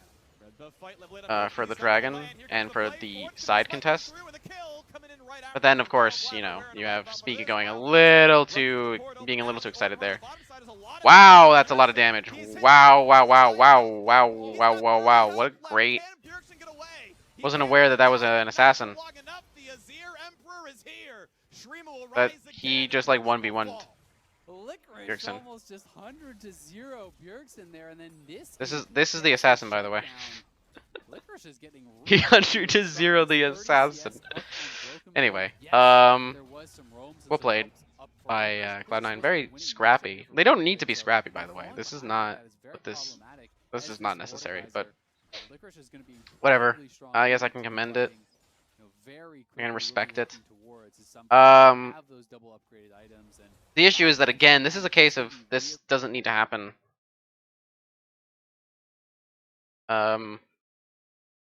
You just, like, Spica doesn't need to be here. This is not necessary. You get this and you get out. Like, what? You don't need to get this and go, ah, now we get the red buff and we get the Raptors and you know what? We get the Krugs too. No, you just got the thing. Leave. We got the thing. Get your Gromp blue back. Go topside. Red Raptors because it looks like maybe Broken Blade is doing Krugs or something. And set up vision for the coming Rift Herald. Not don't do don't don't like set up a weird vision like I just dotted there, but set a vision where you know you have I mean the infernal the infernal map is interesting, but you can basically just put down these as aggressive wards and then you have full vision.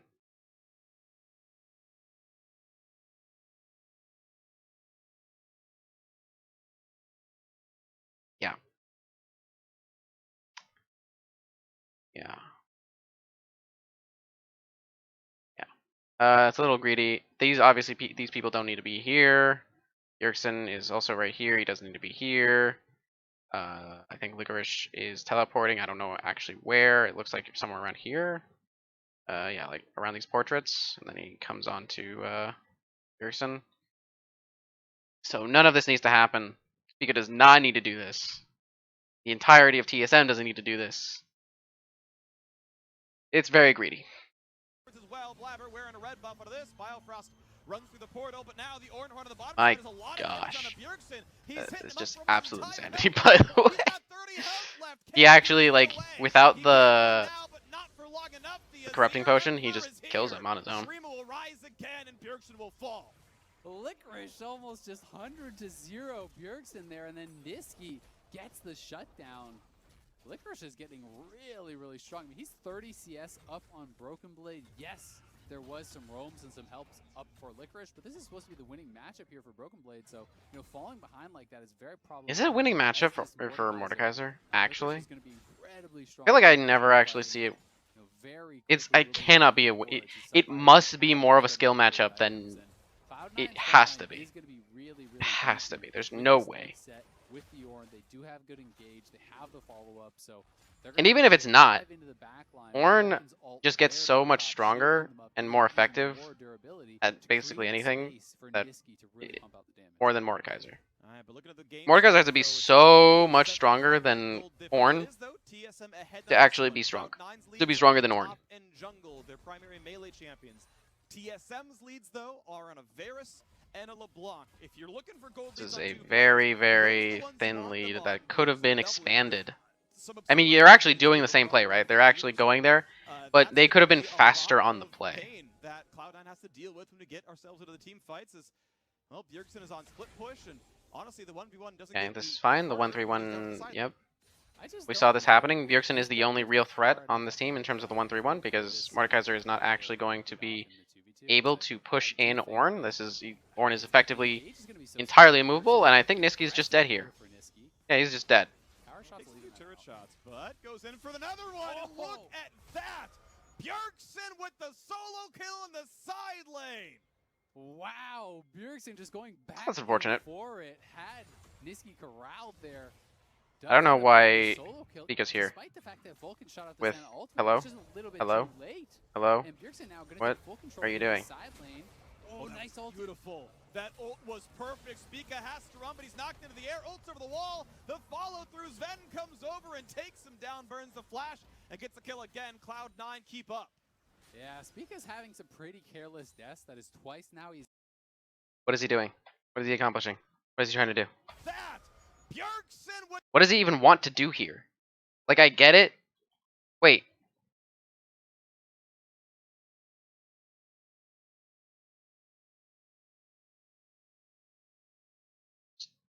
Do your Gromp.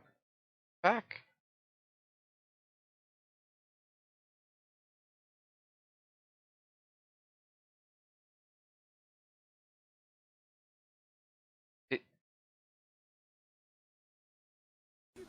I just don't know. Is it 3 minutes? Is it 3 minutes to Dragon? For this, pick to really have kind of paid off in the 2v2, because I do think like. Do your Gromp, go back, beeline it straight to this area. What are you doing? You're gonna be anywhere. If you're gonna be in the opposing, if you're gonna be in an opposing quadrant, you should be in their blue side, not their red side. This is completely irrelevant to you because the wards that you put down, even if you do put down wards, which he doesn't put down wards because he doesn't have any wards. He has a pink train. He has a control ward. Does end up getting this solo. What? He's like doing. He's killing a thing. He's killing. He got 30 gold. Now going to take full control in this side lane. Oh, nice ult. I'm not okay with Spica's play right here. Both of the junglers are making really interesting decisions. And now this makes it hard for them to like now. These guys were moving into this area, and now ward's gone, ward gone, ward gone. While Spica, please. It's so insane. No one on Blabber, Sven, or Vulcan can catch Bjergsen. Right? So if Bjergsen's here, Bjergsen's on the tier 1, he just backs up as Spica kills the Gromp, goes back, goes straight here to do this, and maybe, you know, using Biofrost and Double Lift, you have wards that are set up around this area. Yeah, it makes sense. I mean, it's heavy CDR, which is also really You just nice for get a this free that is one of the Rift things that I think Herald bad about going for that frozen mallet. because of the They're plays looking that to ult this Blabber position, made. go for Niski. Maybe he's thinking, okay, maybe he's thinking there might be, there's no camps on, I mean, there is a camp, there's the Gromp, remember, there's a Gromp. Wow. And here comes the reinforcements, there comes the root though, over the wall comes Sven, a little bit more damage will knock him down, and Sven, so far so good in the bot lane Wukong. Nicely done, grabs another kill for himself there, TSM, perhaps overestimating how much Why? Okay, let's calm down. Let's assess what we've already seen. So, as TSM, they are perfectly capable of. Spica doesn't need to be on this quadrant at all. Even if there's wards to kill, like there was, or there's camps to kill, like there wasn't. He doesn't gain anything from being here except for exposing the fact that he's here and allowing them to aggress onto this easier. Or maybe it's a flank or something. Maybe that was his plan. But then he got caught on the ward. He found a ward and was like, I need to kill this in order to properly flank or something. It seems like a misread of his role on this team, as well as a misread of what he should be even doing or looking for. Biofrost and Double Lift are on point, right? They're on the message. Okay, we're gonna do the Rift Herald. Bjergsen is pushing tier 1. He just killed Niski. This is super free. We get a tier 1 tower and Rift Herald. We get a second Rift Herald, which will allow us to accelerate our gold even further. Like, they could be 2.5, 3k up if they get this playoff. But now they lose Rift Herald, and then they set up this play onto Niski that gets Biofrost killed for some reason, when Bjergsen just demonstrated that he is perfectly capable of killing him on his own. Maybe they're thinking, well, you know, if Bjergsen can kill him on his own, if we're together, we kill him faster. And I think Biofrost has Demolish.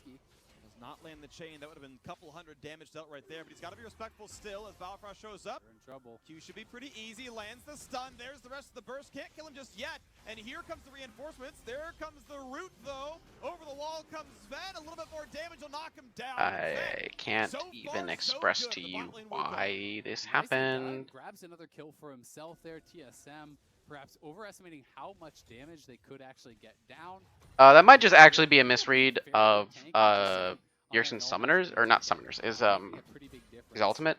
Maybe Bjergsen didn't communicate it, or Biofrost didn't see it or something, or he just went too far forward in the play that yet again, Broken Blade will be slowed, spend the minion wave, good damage here, still not going to burn the ulti just yet, goes for the pullback on a Licorice, and I think Broken Blade has not ulted all That's game what I was long. gonna say. Yeah, I Broken agree. Blade just kind of holding on to it, walking away. Sadly, Ace playing the weak side. I mean, of the map with his there's turret, no not benefit for locking the him door. ulting. It just seems So weird. Like in that situation, I why actually not just try had to get plenty of I had like a damage? whole like If you're 3 gonna minutes kill where I him, was debating what he could have done, and there was with just the nothing he ulti, could have done. So there is potential to actually kill him probably off, more than but 3 minutes, Broken frankly. Blade getting attacked a lot, not Given really my getting any help from his team, so like, he's just getting put and more Blabber's and more top. behind. They His go ult top. eventually They're getting aggressing onto focused. top side, so they give this Stomp for out free down for bottom side, no looking to pick up reason. the second dragon on the game. This should be theirs pretty easy, as Cloud9 not really even in a position If to Cloud9 played like chase this the against kills a whatsoever. world-class team, they would If lose. TSM can work towards the Infernal Soul, that would be great. The Flat out. Varus, the The game would LeBlanc, they would everything's gonna be in CR much very further low down, on their poke. and they'd probably be in a losing Essentially position, an extra loot and just kind of like put on really, top. really It badly. does make your poke very, very dangerous. Yes, it does. And the only saving grace is that they Not scale gonna be very easy well. for Niski at all. Easy smite, Spica on his But they would own be top. very Runs low jungle, agency at this point in the finally game. takes it down. This time actually had support. You know, he had LeBlanc around, he had Bard with him, so that one made a bit more sense. You know, besides kind of those solo events. Frankly, given the fact that they didn't seem to be in a position to contest, I feel like Licorice could have, sorry, not Licorice, but Blabber could have summoned the Rift Herald and maybe gotten tier 2 top, because there's nothing that Broken Blade is actually able to do here. Has both his items completed, you know, has farmed very well on this Ornn. You know, they took down the tower, so he has extra gold there too. And now ticks over to 13, gets that double upgrade. So Ornn is pretty much fully on. And given the way that they were positioning, so they could have actually traded tier 1 and tier 2 for Infernal Dragon, which actually would have been a fair trade. Instead, they only trade tier 1, which is kind of iffy. About where they're sitting in this game, because Bjergsen has been the main person making things happen for the squad. Yeah, absolutely been a huge force. I mean, he has literally all of their kills, and there's at most 1 out of 3 KP on any ridiculous. other player on TSM. So, I mean, so much about Bjergsen doing it we by just look. himself, and it's working. Doublelift Gold lead, it was their hasn't lead. even been given a chance to do anything, frankly. Bot lane turret falls. Cloud9 have Okay. reasserted a Sure. small gold lead. Ends up just being the same thing, except they just do it later, and they end up doing it here when the trade isn't actually definitive. There's obviously a pretty big So it's a lesser version of the play that I just talked about, going top. Here comes the big play. Blabber's got to be careful. Gets the ulti down to buy some space, but he's still He's gonna in be the Death Realm. and he is in the Death Realm with Broken Blade. So it's a 1v1 for He's now. He starts to dead keep for cutting sure. away. Now the rest of the damage comes across as the team comes through, and they get the rest of the kill in. Nicely done. TSM again on the board.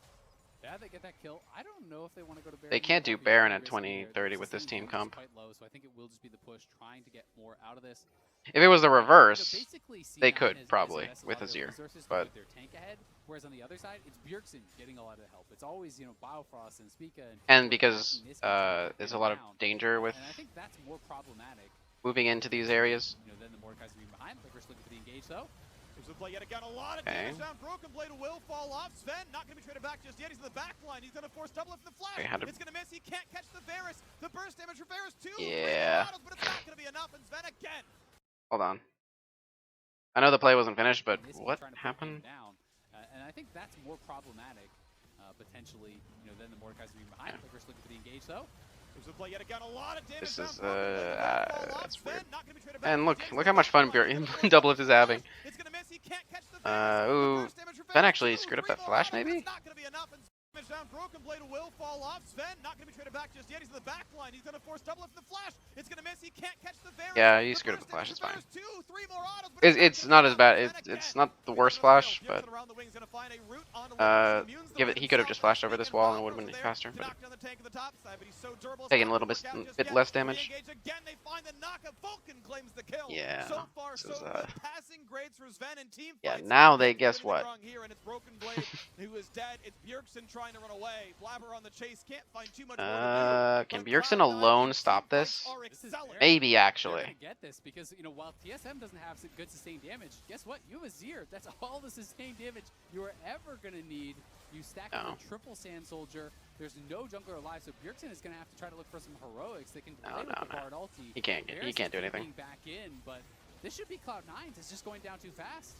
If there's no miracle, it's going to go to Cloud9. 3 versus 5. This is the play. Is it going to be enough? Q comes over. Smite is true for Blabber, just like the damage it deals. Yeah, it just wasn't. It's just not feasible. So now the game is Yeah, they're That was barely actually able to stay alive. But Cloud9 has Rojo, this remember, seeing this interesting fight, thing Rojo's where just been they great in get games. played And into and nobody then played they past her win. ultimate, So so like they a can team will just choose immediately to play, straight make a onto play, Mordekaiser. or They like take a punch it. fight, Sven goes through whether they right over think onto they the are or Rojo. not. He They are actually choosing to managed take to a beat play it. with It felt you're like like TSM walking was into them. hitting the clone Um, somewhat there, and Sven just where barely Cloud9 just getting the info outplays them down and pat, then they kites away from Bjergsen, just buys win his super time hard and until then the they get a stars whole start bunch to of cool down, until gold Vulcan and Niski do and arrive, win the and game then from you can there. actually re-engage. This And you case is see actually the that opposite, Bjergsen's where out there, Licorice so he's actually not getting created a the food play from his tank and then quite yet. they Hard to actually kill him off, so able had to a team rejoin fight, with the went to team, Baron. get another kill. Multiple So this is actually a TSS proactive also play. purchased up But here again, for Cloud9. against a That feels like stronger they're team, this is saying, not even okay, we're in a available to them. position where we They can would be actually in such a go bad aggressive, where position. we want to take fights, where we want to And the go only saving against grace the would be pace, that they're, having the QSS assuming get that, out of let's something like say, a Varus ultimate the when the exact opponent's draft going happened. forward is going to be really, Um, really valuable. And there's one on the only Black saving grace would be that their and Sven. draft So with the is Baron buff, with those probably multiple better. QSSs, they could look to really deal some damage to TSM. And I'll bet you But coming it's into very here, difficult Sven has to played play 3 into total games of this Wukong in his side entire lane. life, and this looks like a This plan is actually for fairly his entire easy. career, man. He's been doing so well in every single team fight. Laning phase, yeah, it's But rough. this They're gonna side have to lane wait. alone could This is what it's gonna look like. But in team maybe fights, he's been eh, perfect. Guild's difficult. been on point 3-0 and 3. Now, Some I great mean, work it's down here just in the bottom lane. a Sven 3K up. can do it all. And now Not Cloud9 as have tied big the of a rising blowout cap. It's as gonna be a long time till we hit other silver. Cloud9 But games, TSM but still playing the game it's close. The difference not that big in it's this game. But clearly the a day is misjudgment. I better mean, for there's the so many fastest weird race as we misjudgments continue to by 23 minutes against Cloud9. But it players. is C9 starting to build out that I lead. think, Yeah, and I like yeah, their frankly, all of composition as them far as team fighting a lot have with it made too. really, So if you're really actually getting pushed questionable in by this decisions. buff, it does get difficult. It's going to be on TSM to For the most find part, picks to Blabber utilize also your bar ulti, has utilize, poke from double lift to soften someone up. So maybe Niski, revive maybe him you and could finish him argue. off. But if that does not Ben's happen, been fine. it does Vulcan's been get pretty fine. difficult because Ornn is Licorice has becoming been fine. nearly invincible at this point. The upgraded items are coming. I mean, from very all the often members on C9. A in this lockout now league. completed, which I do really like for Licorice there. Hold on, very often in this league. So obviously I see what they're doing, but I want to look at the Baron setup. Okay. So very often in this league, the team that makes the most mistakes ends up winning, or other way around, ends up losing, which is quite problematic when it's supposed to be an elite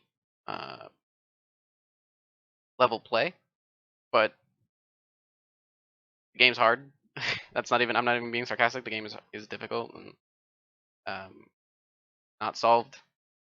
There are a lot of intricacies, and understandable when mistakes happen. Anyway, so we look at this setup. You are Cloud9, what do you do?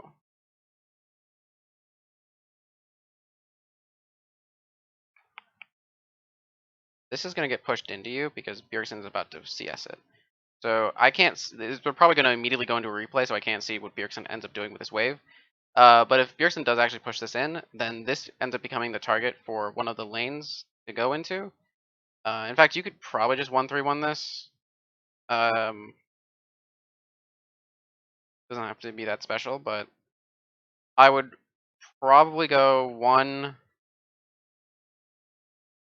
4. Because this wave looks like it's pushing up into TSM.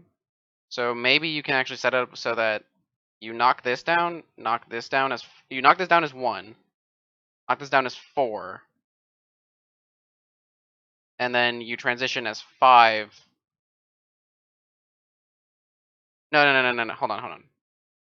Yeah. You knock this down.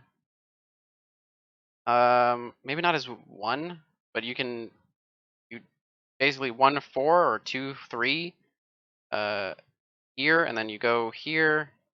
Then you can all 5 move here, use the big wave that's been slow pushed in to kill bottom inhibitor, and then back up. They just killed Infernal during the replay. Actually, what's the timer on it right now? It's a minute 30. Oh, okay. You can't do that. You can't do what I just said. because you want to also get this.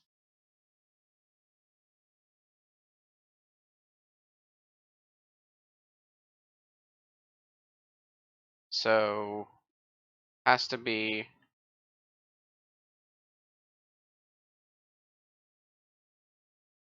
Oh no, you can still do it.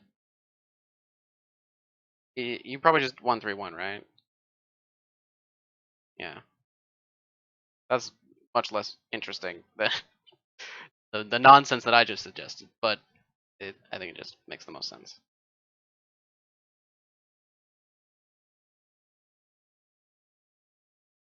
You 1-3-1, then you transition.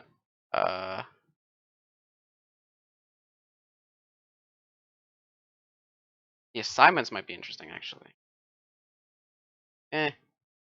Probably not. No, they might be. Orn top.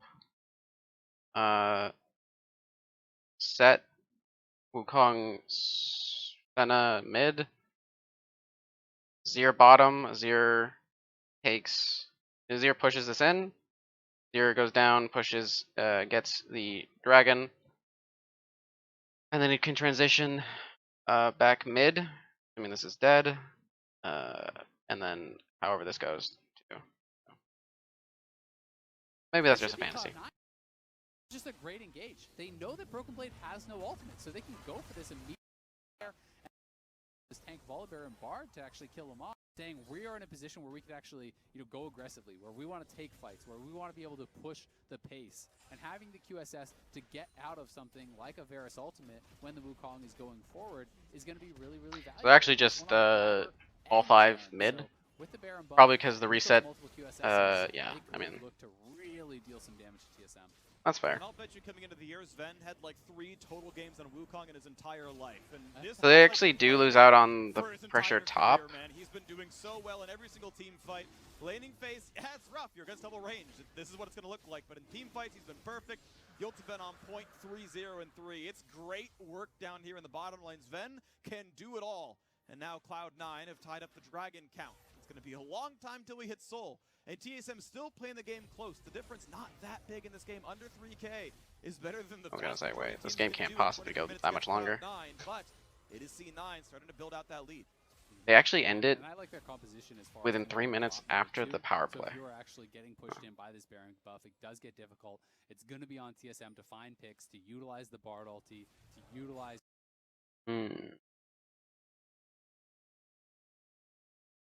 Okay, we had to do a cut there, but back. While I was away, I kind of put some thought into the Baron play. So their choice is they wanted to gather mid and then using a Zir turret defend this,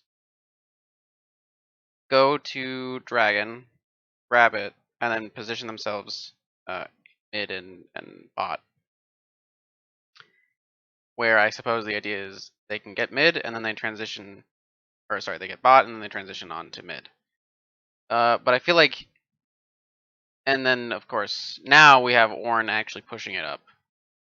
So, I mean, I don't know if you're actually ever gonna have a situation where you can have equal pushes everywhere. And I feel like Ornn could have been top the whole time. Like you didn't need to actually force anyone, and if you actually position it that way, where Licorice goes top, you also have the option of creating a situation where TSM might walk into you to fight. Obviously, that'd be a big mistake, but it would be better than having these kind of unequal pushes and really only getting this. I mean, they're probably bound to get this, but anything else is really not likely without someone dying on TSM. Poke from double lift to soften someone up, so maybe Bjergsen can fly in and finish them off.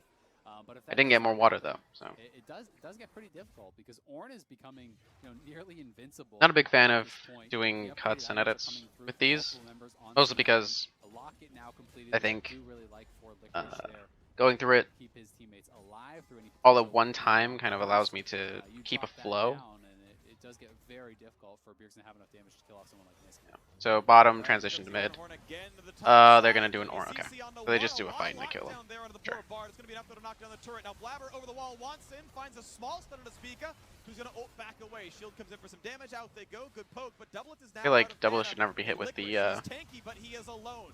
set The reinforcements come in. It's 3 gonna damage. force TSM backwards. The route on the Mordekaiser means no fight to be had. And again, was a tight Cloud9 are position, though. safe. Now 4,000 gold ahead. They have turned the corner, and their team fight prowess is just pushing TSM around. Yeah, Licorice. Maybe a one-man team on the Orn. So Niski is building weapons for his Orn item, I guess. I don't know what that is. Vulcan has over 70 stacks. So before that Nope. last fight, he had 70. He just isn't building an Orn item. That's fine. Sure. Right. Is very, very impressive. You know, Really three range optimal. upgrades already Senna through. actually, He's gonna have his Vulcan natural went interference Black Cleaver after instead of that. And it is gonna be lethality. decent So damage instead of too, like so it's Umbral maybe a Glaive fairly or defensive build that he's actually going for. just going You can become getting the very Yomu's vulnerable upgrade. and you're constantly shredding armor. Respectable, I You're guess. applying the CC and little bits of damage to him. And he's going Frozen Mallet. Now it doesn't Part actually of that combined make sense. two It just actually comes through for him. it's Clearing down the waves. He's actually getting a lot of farm there. Second place on the team. He's catching a lot of these waves up so far, especially when you consider how bad that really I mean, Senna just has. I feel like Senna doesn't have a great time trying to stack Cleaver, so it just seems really meh. To each their own, I suppose. Also, looking to continue to play aggressively. Wards littering this right-hand side jungle. All three down in a row. Saying, yep, I get it, because this is the Frozen Mallet, because she went, because Vulcan went Yep, some more items. Grasp. Here. You know, we have the Death Dance coming through, the Banshee's Veil. Those are going to be pretty big. Broken Blade looks like he's building towards a Nashers, which can be very effective against some of these beefy frontliners. If you're just planning to ult someone like Set or Ornn, then having the Nashers can be actually very nice in that kind of ultimate duel. So Yeah, I mean, at this point, it's just really difficult for Bjergsen to actually be able to do anything. Licorice is not a real target. Set's not really a viable target. Ultimate cooldown becomes very short, and you can really start to get a lot of work done, you know, with Yeah. distortions. So you already have 2 targets that are down. Vulcan can keep people alive past the burst if she doesn't insta-kill someone, which she really can't. Everyone's going MR boots except for Senna, so there's also that.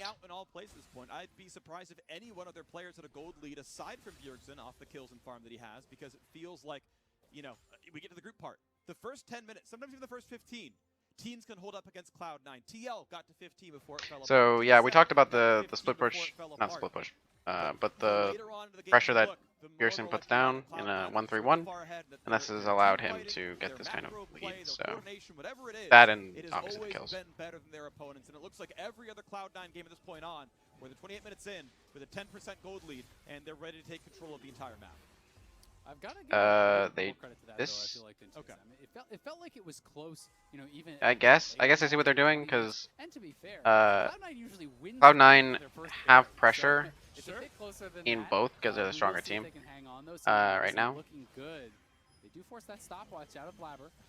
TP for Broken Blade, with thankfully for him, the movement speed means he can kite away. Vulcan takes a piercing arrow from double lift, but they still want to run. Now they're completely cut off, and they just turn around and go to Infernal. Because this isn't realistic for them. Makes this fight hard for Cloud. Or they just, I guess, stick around and wait for them to do something incorrect in a fight. This fight might be difficult. Like this. Might just be dead meat, though, as Licorice is right around him. Cannot quite catch. Oh, wait. Sven has come around for the flank, and Vulcan just. Hold on. Get us up in 15 seconds, and Oh. yes, with several members a bit low on health. Yeah, I mean, this is just really not good. The flank might just be dead meat, though, as Licorice is right around. Like, this is already bad, right? So, him walking into this, obviously it's like, what else can he do? His team is calling him to go forward, right? Which is why incongruent compositions are bad, because there are going to be times when, so like Spica was down here looking for a fight. His entire team is down here, but he's not defended at all, and he didn't have a defense on his team, whatsoever. I feel like at this point you just back up and say, fine, you know, if you want to do Baron, you can do Baron, but we'll contest it on Baron, or more likely, Cloud9 should be forced to go, or it shouldn't even be forced. It's not even a it shouldn't even be a question. Just go to Infernal. Way easier. Because this should never happen. This shouldn't even be an option for TSM. This shouldn't be a thing that they're like, ah, we should definitely do this. Then Vulcan gets like 4-man ultimate. Weak champion. That's why it's not played. It has a 100% win rate. I think that Cloud9 has played it 3 times and what's a big contributor to that, but... Oh, wait, did Dardoch lose on that, actually? No, he won. He won. So yeah, it's a weak champion. That's why no one plays it. Very niche, you know.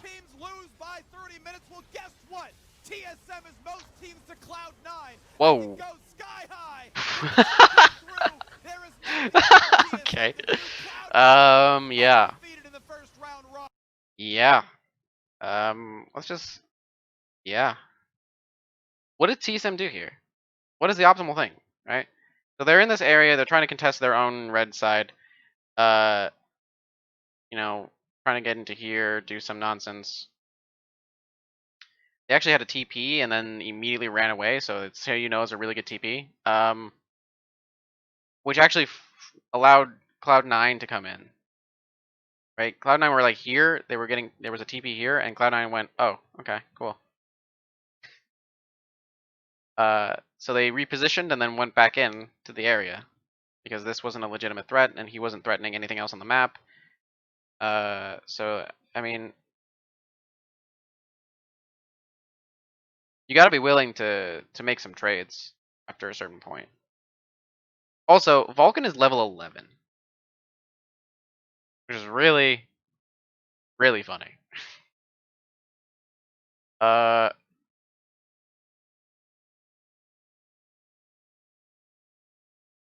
This is actually supposed to be a potential damage dealer who is just really far behind. I don't think he's actually being that effective. But in any case, played fine. It's just that that's just how the game went. Yeah, I mean, it's just, it is what it is. TP obviously not advised because he immediately ran away. His team ran away. So just go. I feel like you have to, you know, group up together instead of they decided, oh, we're gonna split up. We're gonna have, you know, this is gonna be going on. And it was really weird because Speak actually got here, and Broken Blade I think actually joined up with his team. So I don't even know if they're talking to each other at this point. Okay, so they join up, right? They're like, all right, we gotta get together. Cool.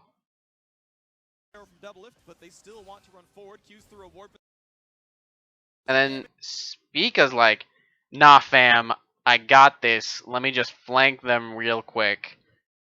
And this guy's right here. Bjergsen's doing his own thing. He can actually, Bjergsen's allowed to do this own thing because he can just go back, right? Or I guess back here is where he distortioned. This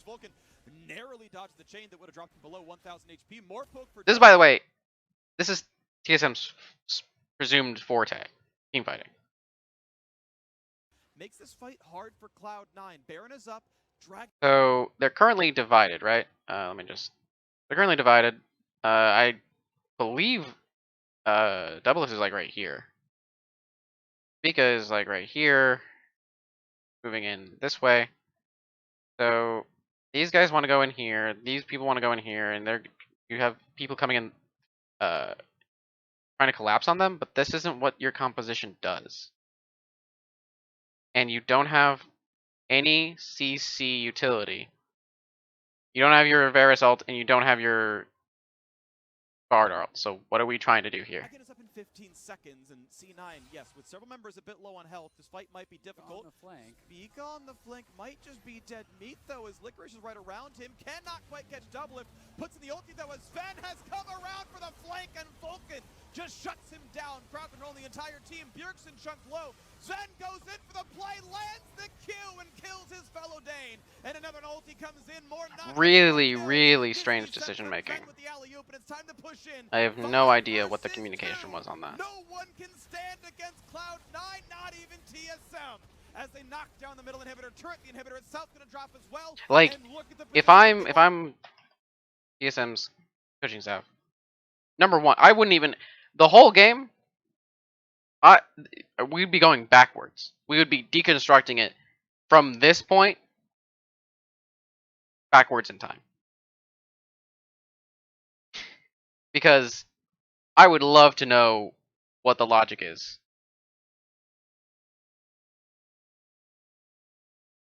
I would here's how these would go. So you'd have a team meeting where you would assess what, you'd have everyone talk about, like, all right, I had this and this and this. This was the basic idea behind it, or like the shot caller would talk about it, right? And then maybe you'd have, side commentary from everyone else. And then of course you'd have other things. You'd have the speak a play where he was, he was killing a control ward when he could have positioned himself for Rift Herald. You have the big question about Bjergsen's aggression onto Niski, and then Pika's pathing around that, and then the thing that, like, that whole play around the first dragon was really weird. And then you have a bunch of like errant, strange decisions going on that you really only discuss if it's like a pattern. So like the big egregious ones is like, again, that level, that not level, I guess it'd be level like 5 or 4 or something. The like a 5-minute play for this side of river that just didn't occur and didn't seem to be of importance to TSM despite their composition. Which could be a symptom of maybe they just weren't prepared to play with this composition. Maybe something went terribly wrong in draft and they just got really hard scouted by the bans. Regardless, or they just weren't prepared once the draft had happened. Like, hey, here's what we're going to be looking for. Here's the, we want to set up for first dragon, or maybe the play really was just don't do first dragon, and then let's be patient, wait for our mid game spike, and then aggress. Which is sure, if that's a game plan, whatever. We can have the probably difference of opinion personally, but I would defer to them as they are the more experienced individuals. So whatever. But then there's this. Who made this call? Like, this is the kind of thing that you'd actually talk to each and every single individual player. So the way I would set things up is every week you'd talk to each player once in a semi-formal way for a decent amount of time. You don't need to call them to the office. It's literally just we need to discuss some things. We're looking at goals, progress, etc., etc. This is something that you bring up. You ask, what were you thinking, Broken Blade, on this play? Then you have Biofrost back here. What were you thinking on this play? You have Double Lift over here. What were you thinking? Gregson, what were you thinking? Speaker, what were you thinking? And then you figure out what the incongruencies are in the decision making. Or maybe there aren't incongruencies. Maybe they're all just, they're tunneled into this specific play pattern, which means that you need to have a draft that makes sense with that. Right? You need to have more go-in oriented decision making around the draft, because he can't do that. He can't do that necessarily without his ultimate, and they don't have ultimates. So maybe it's a question of, like, did you not communicate the ultimate? Did you not do this? Are we aware that things were down or whatever?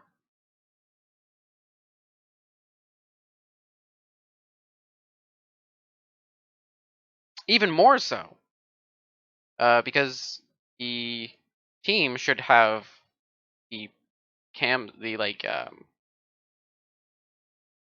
they should actually have a view of the players' screens, so they should know exactly where their mouse is. So if Bjergsen's mouse is like here, and then I don't know, not in this exact case, it's not necessarily relevant, but maybe there's a point where Varus is like, where Double Lift is clicking here, here, here, here, here, increasingly. So like he's moving forward, but he's actually he's clearly moving his mouse back. So maybe this is indicative of, oh, he actually just wanted to turn around and go here.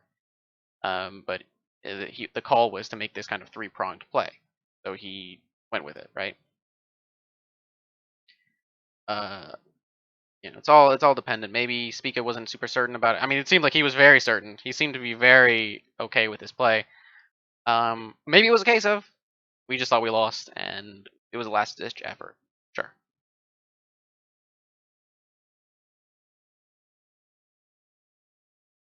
That's possible too. By this point in the game, it's really difficult to the setup that they have is really messy, and because they're all together, it's difficult to scout that. Dragon is up in 15 seconds, and C9, yes, with several members a bit low on health, this fight might be difficult. Also, 100% Flank. they knew that he was here. Wait, he saw him for sure. So he just knowingly walked here, knowing that this would happen. I guess he expected this to defend him. Vulcan's way out of no man's land. Sven is way over here. Like, this is even split up from Cloud9's view, so there's also that too. Because I mean, Niski's way over here too. Look at where they are. So spread out. Very weird. Very strange. In any case, I genuinely think that there was positions in this game that TSM could have solidified really good leads, could have created good advantage for themselves, but they had it and then they dropped it a couple times. So, well played, Cloud9.